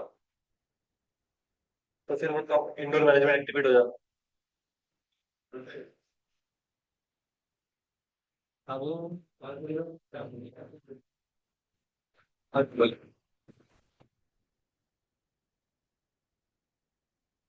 बहुत बड़ा मतलब है। जैसे बैंक का केस है, बैंक के केस में क्या बैंक एक नॉर्मल पर्सन है? तो उस केस में क्या होगा? इंडोर मैनेजमेंट अप्लाई होगा? बैंक के पास लीगल टीम है, बैंक की गलती करता है तो फिर क्या होगा? बैंक के लिए इंडोर मैनेजमेंट अप्लाई होगा नहीं होगा, बताओ मुझे। नहीं होगा बेटे। वहां पे कौन सा केस अप्लाई होगा? कंस्ट्रक्टिव नोटिस का। क्यों? क्योंकि हम सामने वाले पर्सन को देखेंगे बैंक है, और बैंक लोन देने से पहले डॉक्यूमेंट पड़ेगा ना भाई। अब एक नॉर्मल पर्सन है जो कंपनी से कॉन्ट्रैक्ट कर रहा है, एक मान लो 30 स्टॉल वाला वेंडर है, उसे क्या पता मेमोरेंडम आर्टिकल के बारे में? राइट। एक नॉर्मल बिजनेसमैन है, वो बिजनेसमैन है, उसको इतना आइडिया नहीं, वो कर रहा है। राइट, और मेमोरेंडम आर्टिकल नहीं पड़े भाई। चलो अगर आपके आर्टिकल में ऐसा कुछ लिखा भी था तो आपकी रिस्पॉन्सिबिलिटी हमें बताते, आपने भी तो हमें नहीं बताया। ठीक है। तो दैट इज अ पॉइंट कि कोर्ट में डिपेंड करेगा कि आप इनोसेंट हो या नहीं हो। कोई इनोसेंट है, उसके लिए क्या अप्लाई हो जाएगा? Indoor management. राइट। अच्छा, इंडोर मैनेजमेंट का भी एक्सेप्शन पड़ा हुआ है। ठीक है, समझ में आया? कंस्ट्रक्टिव नोटिस क्या है? जो कंपनी के फेवर में बात करता है और आउटसाइडर के अगेंस्ट बात करता है। बोलो बच्चों। या दूसरा, इंडोर मैनेजमेंट फेवर में किसके बात कर रहा है? आउटसाइडर के। अगेंस्ट किसके है? देखो जरा, क्या लिखा हुआ है? डॉक्ट्रिन ऑफ इंडोर मैनेजमेंट क्या लिखा है? डॉक्ट्रिन ऑफ इंडोर मैनेजमेंट कहते हैं, while doctrine of constructive notice seeks protection to the company against the outsider। मतलब ये प्रोटेक्शन किसको दे रही थी बेटा? कंपनी को, नलायक को। और अगेंस्ट किसके है? आउटसाइडर के। The principle of indoor management operate to protect the किसको? एंड अगेंस्ट किसके है? यही पढ़ा था भी आपने। भाई कंस्ट्रक्टिव नोटिस किसके फेवर में है? कंपनी के। किसके अगेंस्ट है? इंडोर मैनेजमेंट किसके फेवर में है? किसके अगेंस्ट है? हाँ। तो doctrine emphasis that the concept of outsider whose actions are in good faith। देखो मैंने कहा था ना, आप इनोसेंट होने चाहिए। क्या होना चाहिए? इनोसेंट, आपकी गलती नहीं होनी चाहिए। मतलब आपके सपोज कुछ ऐसे सरकमस्टांसेस बन रहे हैं जहां पर भैया मुझे नहीं पता, एमओए कुछ डॉक्यूमेंट होता भी है कि मैंने नहीं पढ़ा, तो भी वेरी जेन्युइन। ठीक है। And has enter into a transaction with a company can have a presumption that there is no irregularities internally. मतलब वो मान के चलेगा कोई इरेगुलरिटी नहीं है। And all the procedure required have been complied by the company. Company ने सारे लीगल प्रोसीजर फॉलो कर रखे हैं, ये हम मान के चलेंगे। ठीक है। तो doctrine of indoor management also known as क्या बेटा? Turquand rule. क्या बोलते हैं उसको? एक केस लॉ हुआ था बेटा, royal British bank versus target है। इस केस को पढ़ेंगे अभी हम। Is an around 150 year old case. ठीक है। कितना पुराना केस है बेटे? 150 ईयर, मतलब 150 साल पहले वाला। ठीक है। विच protect outsider against the action done by company. मतलब कंपनी ने कोई एक्शन किया है तो उसके अगेंस्ट क्या कर रहा है बेटा? एक्शन प्रोवाइड कर रहा है। ठीक है। तो सर केस क्या था देखो। The director of banking company, कौन सी कंपनी के बेटा? were authorized by article to borrow on bonds such sum of money as should time to time by resolution of the company in general meeting। मतलब director bonds के through funds raise कर सकते थे बेटा, time to time. But उसके लिए क्या करना पड़ता है उनको? जनरल मीटिंग के अप्रूवल की जरूरत थी। बी ऑथराइज टू बोरो, मतलब जो इसको ऑथराइज कर रहा है। The director give a bonds to target, मतलब डायरेक्टर ने एक बॉन्ड्स दिया किसको? टारगेट को। Without authority of any such resolution, मतलब मेंबर से नहीं पूछा और अपनी मर्जी से दे दिया। ठीक है। क्या अल्ट्रा वायरस काम कर दिया इन्होंने? हाँ जी। तो कहते हैं it was held that Durgan could show company on strengthen the bonds as he entitled to assume that necessary resolution had been passed। अब भैया यहाँ पे कंपनी बोलेगी टारगेट से, भाई तुमने आर्टिकल क्यों नहीं पढ़ा? उसमें लिखा था कि डायरेक्टर के पास अथॉरिटी डायरेक्ट नहीं है। पहले वो क्या करेंगे? रेजोल्यूशन पास करेंगे तब जाके क्या करेंगे, बॉन्ड्स इशू करेंगे। तो आपको आर्टिकल पढ़ना चाहिए था, तो टारगेट फंस गया ना यहाँ पे। हाँ, तो टारगेट इनोसेंट था या फिर बेनिफिट इंटेंशन थी उसकी, इनोसेंट था, उसको नहीं आएगा, उसे पता नहीं है भाई सारे रूल्स फॉलो करेंगे डायरेक्टर्स ने, राइट। तो इस केस में भैया कंपनी लायबल हो जाएगी, क्या हो जाएगी बेटा, किसके लिए, आउटसाइडर के। तो याद रखो अल्ट्रा वायरस तो नहीं, अल्ट्रा वायरस में डायरेक्टर क्या है बेटा, पर्सनली। तो कंपनी किससे रिकवर करेगी, डायरेक्टर से। फिर आउटसाइडर रिकवर नहीं करेगा डायरेक्टर से, कंपनी रिकवर करेगी किससे, फिर रिकवर करके किसको देगी, टारगेट्स को, दैट इज आउटसाइडर। समझ में आया। तो यहाँ पे doctrine of indoor management applicable हो रहा है। तो मेरा कौन थे, Lord Hatherley observe that outsider are viewed to known as the external position of the company but not bound for the internal management। मतलब इंटरनली क्या होता है भैया, उसके लिए हमें कोई आइडिया नहीं है, तो उसके लिए हम लायबल नहीं होंगे। तो इसलिए बेटा इसको बोलते हैं royal British bank versus target case. समझ में आया। तो कौन सा इन मैनेजमेंट यहाँ पर एप्लीकेबल हो रहा है, इंडोर मैनेजमेंट। कौन सा बेटा, इंडोर मैनेजमेंट, ठीक है। अब बेटा ये जो सेक्शन 76 है ना यार, इसको हम रेफर करेंगे डायरेक्टर चैप्टर में, यहाँ पे मैं आपको पढ़ाऊंगा इसको, बोर्ड ऑफ डायरेक्टर चैप्टर में इसको डिटेल में हम पढ़ेंगे, ठीक है। वो 176 में ही आपको समझ में भी आ गए। कुछ एग्जाम्पल्स हैं, एक बार इसको रीड कर लीजिएगा आप लोग, ठीक है। क्या लिखा हुआ है, relation of company with member and outsider, मतलब कंपनी के रिलेशन कैसे होते हैं, किससे, कंपनी से और आउटसाइडर से। क्लास 1 देखो जी, कहते हैं the validation of act unqualified director में apply circumstances from four different angles, ठीक है।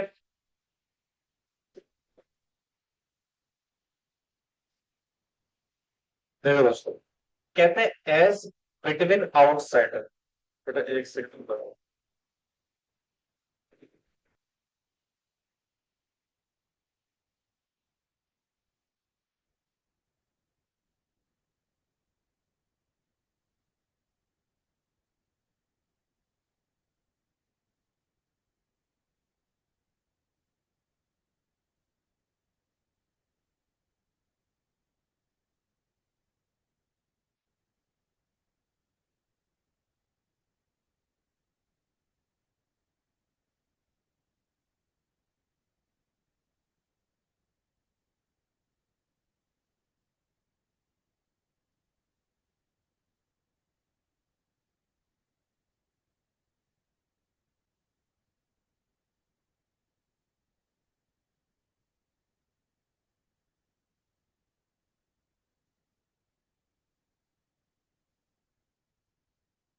देखो जी, एज बिटवीन क्या लिखा बेटा, outsider, stranger, company, the royal British bank, ये तो पढ़ चुके हो ऑलरेडी, पढ़ चुके हो ना, ये वाला केस किया। अगला देखो, in relation to internal affair of the company, as कौन सा केस है बेटा ये, Dawson versus African consolidated land and trading company, where calls made by unqualified directors were be valid, even the public document of the company and facts are apparent would be the make clear the director is not duly qualified to act। मतलब यार director authorise नहीं थे call make करने के लिए, call जानते हो ना, प्लस कॉल फाइनल कॉल जो आपने पढ़ा होगा, उस कॉल के लिए डायरेक्टर क्वालिफाई नहीं थे, आर्टिकल में लिखा था। स्टिल उसके बाद में वैलिड डिक्लेयर किया गया, क्यों, क्योंकि आउटसाइडर के लिए बेटा कंपनी लायबल होगी इस केस में, ना कि कौन बेटा, आउटसाइडर, ठीक है। तो सिंपल सी बात है, यहाँ पे सिचुएशन ये कह रहा है कि आउटसाइडर अगर गुड फेथ में काम कर रहा है, इनोसेंटली काम कर रहा है, तो उस केस में बेटा आप कंस्ट्रक्टिव नोटिस को अप्लाई नहीं करेंगे। किसको अप्लाई करेंगे बेटा, हाँ जी, अभी क्या लिखा हुआ है, forgery and incompetent act, this section does not apply where act itself is incompetent of the board of directors and comprising unpaid calls and etc in basic situation। मतलब देखो अगर आपका इंटेंशन क्या है बेटा, फॉर्जरी का है या इनकॉम्पिटेंट, आपका डायरेक्टर कॉम्पिटेंट है ही नहीं, तो उस केस में बेटा ये सेक्शन एप्लीकेबल नहीं होगा। अब ये सेक्शन 76 वाली जो कहानी है ना बेटा, ये तभी पढ़ेंगे जब हम आगे चल के सिचुएशन पढ़ेंगे। This also will read in director chapter. अब यहाँ देखो क्या कह रहा है, एक्सेप्शन किस चीज के, मतलब ये एक्सेप्शन का भी क्या हो गया, तो इसका मतलब सर एक्सेप्शन के एक्सेप्शन में क्या अप्लाई हो जाएगा, यहाँ पर अप्लाई हो जाएगा डॉक्ट्रिन ऑफ कंस्ट्रक्टिव नोटिस।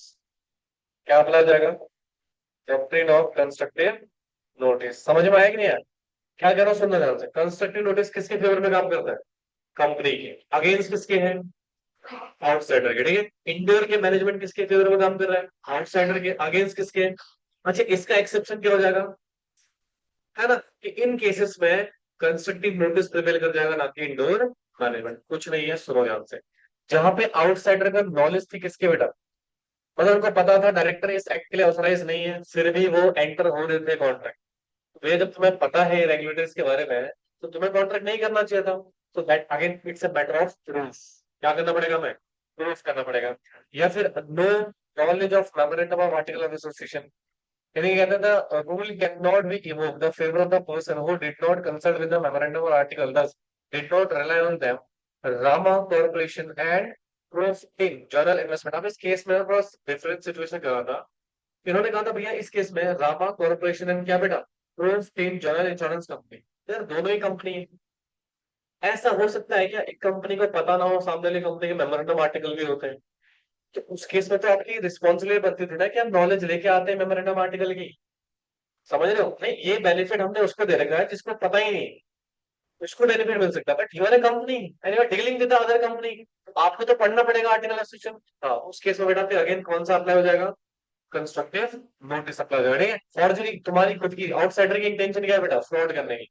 अब तुम्हारी इंटेंशन ही फ्रॉड करने की है, फिर आपको इंडोर मैनेजमेंट का बेनिफिट नहीं मिलेगा। नेग्लिजेंस, जान के चीजों को इग्नोर कर रहे हो, उस केस में भी बेटा एप्लीकेबल क्या हो जाएगा, डॉक्ट्रिन ऑफ कंस्ट्रक्टिव नोटिस। समझ में आया, बाकी सारी चीजें एक बार रीड आउट कर लेना। नेग्लिजेंस मतलब होता है इग्नोरेंस करना, मतलब आपको पता है उसके बाद भी क्या करो, चीजों को इग्नोर कर रहे हो, ठीक है। तो यहाँ पे हो गया doctrine of ultra vires, doctrine of constructive notice, doctrine of indoor management और उसके एक्सेप्शन। पहला एक्सेप्शन क्या है, आपको नॉलेज थी इरेगुलरिटीज की। दूसरा क्या था, आपने नहीं पढ़े थे मेमोरेंडम आर्टिकल को, जबकि आपको पढ़ना चाहिए था। नेक्स्ट क्या था, फ्रॉडजरी, आपका खुद का इंटेंशन फ्रॉड करने का है। नेक्स्ट क्या था, नेग्लिजेंस, आप खुद ही नेग्लेक्ट कर रहे हैं बेटा चीजों को उस सिचुएशन पर, समझे। अगला है बेटा डॉक्ट्रिन ऑफ अल्टर ईगो, क्या है। अब जरा सुनता हूं, द टर्म अल्टर ईगो एक लैटिन वर्ड है बेटा, जिसका लिटरल मतलब क्या होता है, इट मीन्स अदर आई। क्या होता है बेटा, अदर आई। कहते हैं मोर idiomatic idiomatic it can be understood that identical copy a person clone, मतलब एक पर्सन क्लोन मतलब जानते हैं कॉपी, राइट। कहते हैं it is common tenet of the company separate legal entity from its share holder and director. पढ़ा था ना सेपरेट लीगल एंटिटी कॉन्सेप्ट, हाँ जी। तो कहते हैं this common law principle grants immunity to share holder and director from being held liable for the debt as well as criminal liability of the corporation। कहते हैं doctrine of alter ego however provide the exception of the presumption of law. मतलब बेटा यहाँ पे situation क्या है, ये बात कर रहा है कि कंपनी के पास ना एक क्या है, सेपरेट लीगल एंटिटी का कॉन्सेप्ट है, जहां पर कंपनी की लाइबिलिटी के लिए कंपनी ही लाइबल है, उसके लिए शेयर होल्डर लाइबल नहीं है। हाँ या ना, यस। तो सर इस सिचुएशन में अल्टर ईगो क्या कहता है, सुनो, अल्टर ईगो कहता है भैया शेयर होल्डर की लाइबिलिटी है, सॉरी कंपनी की लाइबिलिटी है, शेयर होल्डर या डायरेक्टर पहुंचने लाइबल नहीं है। बट इसके कुछ क्या है बेटा, एक्सेप्शन है। क्या इसके कुछ एक्सेप्शन है, तो देखो कहते हैं alter ego of doctrine which prevent the stake holder the corporation, जैसे कि शेयर होल्डर हो गया, डायरेक्टर्स हो गया, from taking the refuge and doctrine of separate legal entity. Hence, doctrine of alter ego is based on the lifting of corporate veil between the director, shareholder, and the corporation and treating both one entity। अब alter ego concept थोड़ा मिलता जुलता है corporate lifting bell के साथ, पढ़ा था आप लोगों ने। जरा देखो, डॉक्ट्रिन ऑफ अल्टर ईगो, क्या बेटा, डॉक्ट्रिन ऑफ अल्टर ईगो। अब डॉक्ट्रिन ऑफ अल्टर ईगो क्या कहता है, सुनो इसका कॉन्सेप्ट समझ रहे हैं। ये कंपनी है, हेलो, या कंपनी में जनरली दो लोग होते हैं, एक शेयर होल्डर और दूसरे डायरेक्टर्स। हाँ जी, हाँ रहा।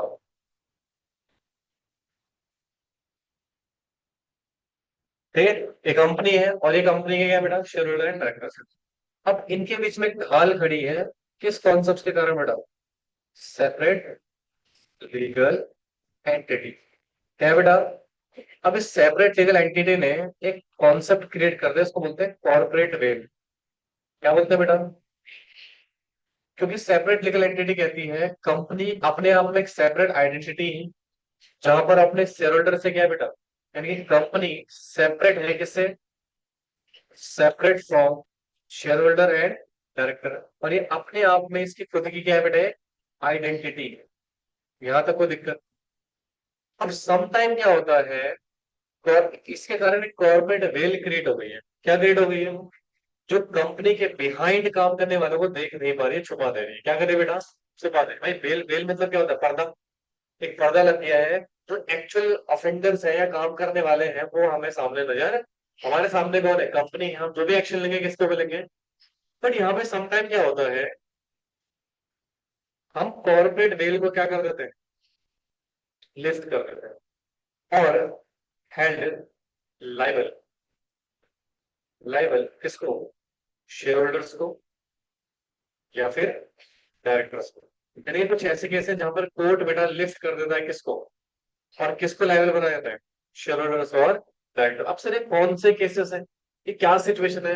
तो ये अल्टर इगो कॉन्सेप्ट में समझाता है भाई। लॉजिकली सोचो ना, जेन्युइन केस के लिए बेनिफिट दिया गया है। अगर तुम फ्रॉड करोगे किसी के साथ तो क्या तुम्हें बेनिफिट मिलेगा इसका? नहीं सर। जैसे मान लो आपने कंपनी बनाई, ठीक है, इनकम टैक्स की चोरी के लिए। किसके लिए बनाई? इनकम टैक्स की चोरी के लिए। कोई काम नहीं है कंपनी का, आप सिर्फ पैसा घुमा रहे हो एक कंपनी से दूसरी का। तो उस केस में कंपनी लायबल होगी क्या? कौन लायबल होगा? क्योंकि आप जो एक्ट कर रहे हो कंपनी के पीछे बैठ के वो फ्रॉडलेंट है। क्या है बेटा? फ्रॉडलेंट। तो ऐसे केसेस में अप्लाई होता है क्या? Doctrine of alter ego. समझे? लिखना है इसको जरा, एक तरह से क्या कॉर्पोरेट वेल को लिखने का।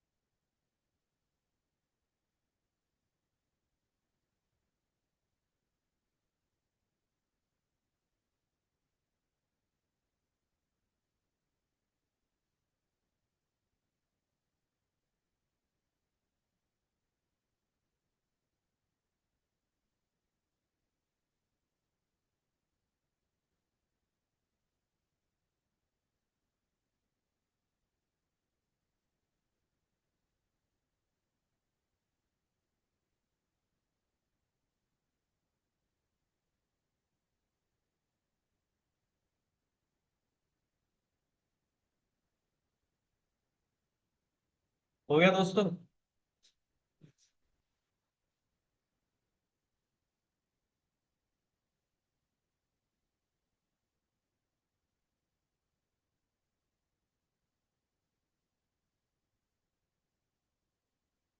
हो गया जी? समझ आया कि नहीं आया बताओ? Doctrine of alter ego. So the doctrine of alter ego based on the assumption that company as well as shareholder and managing director are alter ego to each other. ठीक है? कहते हैं one is the shadow of or reflection of other. मतलब ये कह रहा है कि alter ego कह रहा है कंपनी जो है ना अपने शेयर होल्डर से अलग नहीं है। मतलब कंपनी सिर्फ किस लिए बना रखी है? शेयर होल्डर और मेंबर जो डायरेक्टर्स हैं उनके पीछे छुपने के लिए। राइट? एक दोनों एक ही है, अलग यहाँ पर नहीं है। मतलब कंपनी जो काम कर रही है वो बेसिकली कौन कर रहा है उसके पीछे? डायरेक्टर्स। तो इनको हम अलग यहाँ पर नहीं मानेंगे क्योंकि दोनों ने ही फ्रॉडलेंट एक्टिविटी क्या बेटा? Can understand the two side of the same coin. मतलब ये एक तरह से क्या है, एक सिक्के के दो पहलू हैं। ठीक है? Hence the court can rely on alter ego doctrine and they find there is a very thin line in distinct between the shareholder and directors of the corporation limited liability of the corporation। तो इस case में बेटा court ignore कर देगा। It is used to court ignore the status of shareholder officer director of company in reference of the liability in respect of the capacity and may be held personally liable for their actions। बहुत simple सी बात है बेटा। अगर आप fraud कर रहे हो, injustice कर रहे हो, राइट, तो फिर उसके लिए कंपनी लायबल नहीं होगी। आपको और कंपनी को अलग नहीं माना जाएगा, एक ही माना जाएगा। और उसके लिए बेटा आप लायबल हो जाओगे, लायबल नहीं होगी। समझे? बोलो यार। एक केस देखो यहाँ पे लिखा हुआ है। कहते हैं इन क्या नाम है, Lennard carrying company limited versus Asiatic petroleum company limited. ठीक है? कहते हैं ये डिस्काउंट देखो, डिस्काउंट है, डिस्काउंट है। Handling profound alter ego theory distinguishes the vicarious liability.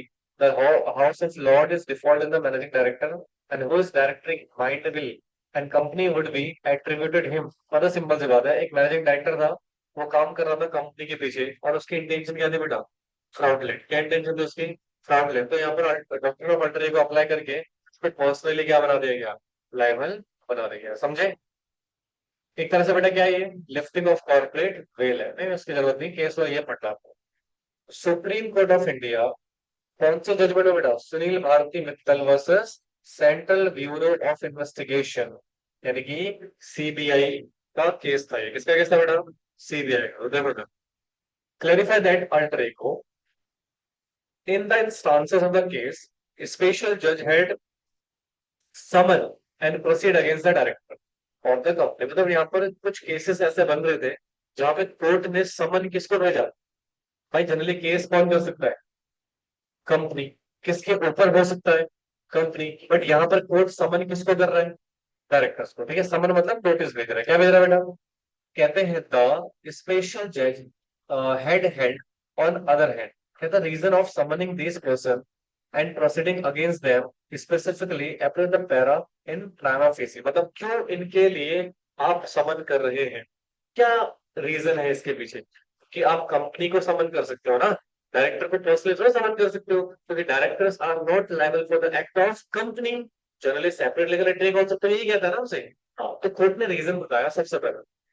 These person were या फिर are in control of affair of the respective company। मतलब इन्हीं व्यक्ति के कंट्रोल में क्या चल रही है बेटा? कंपनी चल रही है। ठीक है? Because of their controlling position, they represent the directing mind and will of each company। ठीक है? And they are the representative of the company। ठीक है? State of mind of these person state mind of companies। मतलब इनके जो state of mind है वही किसकी माना जाएगा? company others they are described as capital alter ego and the respect of companies। alter ego मतलब दोनों ही एक ही सिक्के के दो पहलू। ठीक है? क्या बोलते हैं उसको? हाँ, जो भी मतलब। ठीक है? वो एक ही है। एक मान के चलेंगे आपने अपना क्लोन बैठा रखा, बस क्या बैठा रखा बेटा? क्लोन बैठा रखा। ठीक है? apex court मतलब supreme court while overruling the decision of special judge observes that while special judge had applied the principle of alter ego it had gone the reserve the criminal mens rea had been attributed to the director of the assumption that they are directing mind behind the company। The Supreme Court observed that the special judge ignored the fact such interpretation of the alter ego doctrine would be go against the position of law। There is no vicarious liability of criminal law unless expressly provided in the statute। मतलब simple सी बात है, जब तक क्या नहीं होगा बेटा? Intention men's रिया। क्या नहीं होगा बेटा? भाई क्रिमिनल लाइबिलिटी कब आती है? जब आपकी इंटेंशन क्या है? गिल्टी माइंड है। क्या बेटा? गिल्टी माइंड है तभी क्रिमिनल प्रोसीडिंग लगा सकते हो, अदरवाइज नहीं। तो यहाँ पर सुप्रीम कोर्ट ने जो स्पेशल जज था उसके डिसीजन को क्या कर दिया, चेंज कर दिया, ओवररूल कर दिया। समझ में आया? हेलो। अगला क्या है, डॉक्ट्रिन ऑफ लिफ्टिंग और या फिर प्राइसिंग कॉर्पोरेट वेल। अभी पढ़ा था आपने, ये ऑलमोस्ट किसकी तरह है बेटा, डॉक्ट्रिन ऑफ अल्टर ईगो की तरह। किसकी तरह है, यानी कि यहाँ पे सेपरेट लीगल एंटिटी के कॉन्सेप्ट्स को क्या करा जाता है, इग्नोर, और डायरेक्टली लेवल किसको बनाया जाता है, डायरेक्टर्स को और शेयर होल्डर्स को। ठीक है, इसके ना एक चीज आपको पढ़ना है, इसके रीजंस क्या पढ़ने हैं इसके।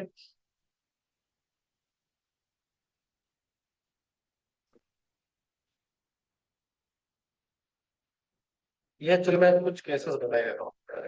देखो, पहला केस क्या भाई, कॉन्सेप्ट तो क्लियर है ना आपको, कॉन्सेप्ट तो कराने की जरूरत नहीं है। पहला सिचुएशन देखो क्या है, where the corporate will has been used for commission of fraud या improper of conduct। मतलब आपने फ्रॉड कमीशन किया है या काम को improperly किया है, in such a situation court have lift the bail and look realities of the situation। मतलब ये केस लॉ आप ये सुनो, इसमें से केस लॉ से क्वेश्चन आते हैं।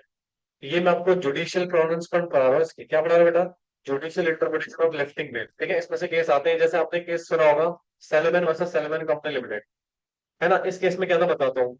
एक सेलेमन पर्सन था जिसकी एक सोल प्रोप्राइटरशिप थी, क्या थी बेटा, सोल प्रोप्राइटरशिप थी। ठीक है, अब जनरली क्या था, उसने क्या किया, एक पब्लिक कंपनी बनाई, क्या बनाई, पब्लिक कंपनी बनाई, और उसमें 7 मेंबर रखे। क्या रखे बेटा, जो भी उसके फैमिली मेंबर, उसकी वाइफ, उसके बच्चे वगैरह वगैरह। पर 100%, 99% शेयर होल्डिंग किसके पास थी, सेलेमन के पास, और एक एक शेयर उसने किसको दे दिया था, बाकी मेंबर्स को। ठीक है, तो इस सिचुएशन में हुआ क्या, जो सेलेमन है उसने कंपनी के क्या खरीदे हुए थे, डिवेंचर्स भी, सिक्योर्ड वाले। कौन से वाले, सिक्योर्ड डिवेंचर, है ना। तो सिक्योर्ड डिवेंचर उन्होंने खरीदे हुए, कंपनी के शेयर होल्डर भी वही है।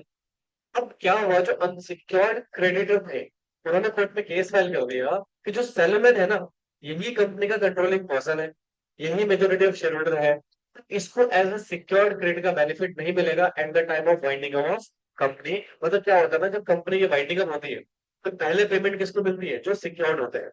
और सेलेमन क्या था, सिक्योर्ड था। तो जो भी एसेट्स रिलेशन से पैसा आता वो सारा किसको मिलता, पहले जो ट्रस्ट था वो किसको मिलता, अनसिक्योर्ड होल्डर को। तो केस कर दिया, तो केस किया तो कोर्ट ने ऑब्जर्व किया, नहीं भाई यहाँ कोई इरेगुलरिटीज नहीं हुई है, सारे लॉस फॉलो हुए हैं, कोई गिल्टी माइंड नहीं, कोई फ्रॉड नहीं है। ठीक है, तो सेलेमन इनोसेंट है, क्या है बेटा, इनोसेंट है। तो सेलेमन को सॉरी सिक्योर्ड क्रेडिटर माना जाएगा और उसको पहले पेमेंट करी जाएगी। Are you getting the point?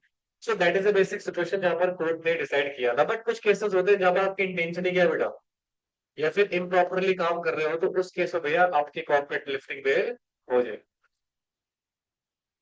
क्या केस था बेटा, इन जॉन्स वर्सेस लिपमैन, कहते हैं A agree to sell certain land to B. A क्या है बेटा, एग्रीड है अपने लैंड्स को बेचने के लिए इसको, पेंडिंग द क्या बेटा, completion of formalities set the deal, he sold and transferred the lands to the company which he had incorporated with a nominal capital कितना बेटा, 100 pounds। ठीक है, and which he and color were the only shareholder and director। मतलब वो और एक उसका कोई पर्सन था क्लर्क, वो दोनों क्या थे बेटा उसमें, डायरेक्टर और शेयरहोल्डर थे। This was done in order to escape the decree of special performance in suit brought by the B. मतलब ये इसलिए किया था उन्होंने ताकि बी उनके अगेंस्ट क्या एक्शन ना ले सके बेटा। याद है स्पेशल परफॉर्मेंस कि आपको फलाना प्रॉपर्टी ही देनी पड़ेगी, फलानी सर्विस ही प्रोवाइड करनी पड़ेगी, money is not sufficient for this particular situation. तो इन्होंने क्या करा, एक कंपनी बनाई, क्या बना दी बेटा, कंपनी, और उसमें सारी प्रॉपर्टी क्या कर दी, ट्रांसफर कर दी। Court held that the company was a creature of क्या बेटा, A and mask to avoid the recognisation that eye of equality, A must be complete the contract since he had full control of the limited company in which property was in possession of the cause of contract motion the fulfill। मतलब आपके intention गलत थी ना यहाँ पे, इसलिए court ने बेटा कंपनी की क्या कर दी, लिफ्टिंग में क्या कर दी। जैसे मान लो दो लोगों के बीच में कॉन्ट्रैक्ट हुआ, अब मैंने अपनी लैंड्स को क्या कर दिया, कंपनी को दे दिया। किसको दे दिया, मैं कहा भाई देखो कंपनी अलग है, मैं अलग, प्रॉपर्टी तो गई, अब स्पेशल परफॉर्मेंस तुम नहीं ले सकते मेरे से। तो कोर्ट में जब केस हुआ तो कंपनी और इसको अलग नहीं माना गया, बोला एक ही है, उसी कंट्रोल। और तुम्हारी इंटेंशन क्या थी बेटा, ताकि सामने वाला आपके अगेंस्ट स्पेशल परफॉर्मेंस का एक्शन ना ले सके, इसने अपनी प्रॉपर्टी क्या कर दी, कंपनी नाम कर दी। तो आपकी ही प्रॉपर्टी है, आपके ही कंट्रोल में है, चला किसकी नाम से रहे हो, कंपनी के नाम से। तो अगेन इंटेंशन क्या है बेटा, फ्रॉड है। आपके ऊपर से क्या हो जाएगा बेटा, कॉर्पोरेट लिफ्टिंग बेल हो जाएगी, ठीक है। अगला क्या है, वेयर अ कॉर्पोरेट क्या बेटा, faces is really only the agency of instrumental, मतलब आप एज ए इंस्ट्रूमेंट काम कर रहे हो, क्या काम कर रहे हो बेटा। तो रिविजन पिटिशन हुआ था क्या बेटा, आरजी फिल्म्स लिमिटेड, देखो इसमें an American company produce a film in India, मतलब एक अमेरिकन कंपनी है जो क्या कर रही है, इंडिया में फिल्म प्रोड्यूस करी, technically in the name of किसके नाम पे बेटा, ब्रिटिश कंपनी के नाम पे।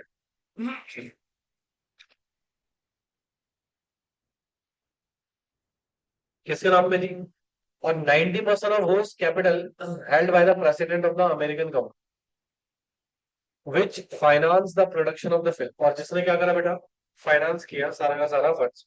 Board of trade refuse to register the film as a British film, which stated the English company acted in merely nominee of the American company। मतलब भैया simple सी बात है, एक ब्रिटिश कंपनी ही काम कर रही है किसके नाम पे, उस फिल्म को यहाँ पे रजिस्टर्ड नहीं किया गया। रीजन में यहाँ पे बताया गया कि भैया अमेरिकन कंपनी का सिर्फ नाम है, उसमें मैक्सिमम शेयर होल्डिंग किसकी है, इंग्लिश कंपनी की है, और उस फिल्म को हम यहाँ पर क्या नहीं होने देंगे बेटा, रजिस्टर्ड नहीं होने देंगे, तो उसको नहीं रजिस्टर्ड किया गया। समझे, उसका ट्रेड यहाँ पे रिफ्यूज कर दिया, क्या कर दिया गया। वो पता नहीं, जैसे मान लो आपकी दुश्मन कंट्री है पाकिस्तान, उसके साथ हमारे कोई कॉन्ट्रैक्ट नहीं हो सकता। अब पाकिस्तान इंडिया के साथ कॉन्ट्रैक्ट कर रहा है एक अमेरिकन कंपनी से, सपोज, राइट। हम तो किसके साथ कॉन्ट्रैक्ट कर रहे हैं, अमेरिकन कंपनी का कर सकते हैं, बट जब हमने उसमें देखा कि उसमें जो शेयर होल्डर है वो पाकिस्तानी है, और उसने मैक्सिमम शेयर्स क्या करे हुए, होल्ड करे हुए, तो एक तरह से देखा जाए तो अल्टीमेटली बेनिफिट किसको मिलेगा, हमारी एनिमी कंट्रीज को। इसलिए कॉर्पोरेट वेल लिफ्ट हो जाएगी, और देखा जाएगा कि इसका बेनिफिट किसको मिल रहा है, एनिमी कंट्रीज को, तो इसका बिजनेस इंडिया में नहीं होने, वही चीज है यहाँ पर, समझे। चलो जी, अगला क्या लिखा हुआ है, where the conduct conflicts with public policy, court lift the corporate veil for protecting the public policy. मतलब अगर कोई कंफ्लिक्ट है पब्लिक पॉलिसी को लेके, मतलब आपकी कंपनी किसके अगेंस्ट चल रही है बेटा, पब्लिक पॉलिसी के अगेंस्ट चल रही है, तो उसमें भी कोर्ट बेटा क्या कर सकता है, कॉर्पोरेट वेल को लिफ्ट कर सकता है। इसको पढ़ लीजिएगा केस लॉ, ठीक है। आगे देखो, एक केस इन फर्दर, कौन सा केस है, Dalmia company versus continental tyre rubber, ये भी वही है जो अभी मैंने आपको बताया पाकिस्तान वाला केस, ठीक है। देखो, it was held that the company will be regarded having the enemy character is having a क्या बेटा, de facto control in the affair of the company, मैंने वो बताया था ना, एनिमी नेशन होगा, ये होगा, फलाना ढिकाना, वही केस है, ठीक है। अच्छा, ये वाला केस याद है मैंने आपको दिया था, दिनसा मानिक जी पाटिल। अच्छा, इस केस में क्या था, ये जो पर्सन था दिनसा, ये इन्होंने क्या किया, चार प्राइवेट कंपनी बनाई, हाँ, और जो इनकम इनको आ रही थी उन्होंने किस पे इन्वेस्ट कर दी, इन कंपनीज। अब इन्वेस्टमेंट में तो सरकार टैक्स नहीं लेगी ना आपसे, हाँ, और कंपनी से वापस क्या ले लिया, लोन ले लिया, क्या ले लिया, और लोन पे भी सरकार आपसे टैक्स नहीं लेगी। तो किसी तरीके से आपसे टैक्स लग रहा है क्या, तो आपने टैक्स की चोरी के लिए चार कंपनी बनाई, और इन कंपनी से बेटा अपना टैक्स बचा रहे हो। तो अगेन बेटा यहाँ पे लिफ्टिंग ऑफ कॉर्पोरेट वेल हुआ, और इसको टैक्स के लायबल बनाया गया, ठीक है। तो उसके बाद रीड कर लीजिएगा आप लोग। बाकी और भी केसेस हैं, एक बार रीड कर लेना, ठीक है। भाई केस ना कुछ खुद भी पढ़ना, ताकि आपको थोड़ा कुछ चीजें समझ में आए। खत्म हो गया दोस्तों, और ये मैं ऑलरेडी आपको पढ़ा चुका हूँ। तो chapter number 2 over here, chapter number 1 over here, ठीक है। नाउ फ्रॉम नेक्स्ट क्लास बेटा will start a new chapter, right, that is memorandum और उसका ऑल्टरेशन। क्या पढ़ने वाले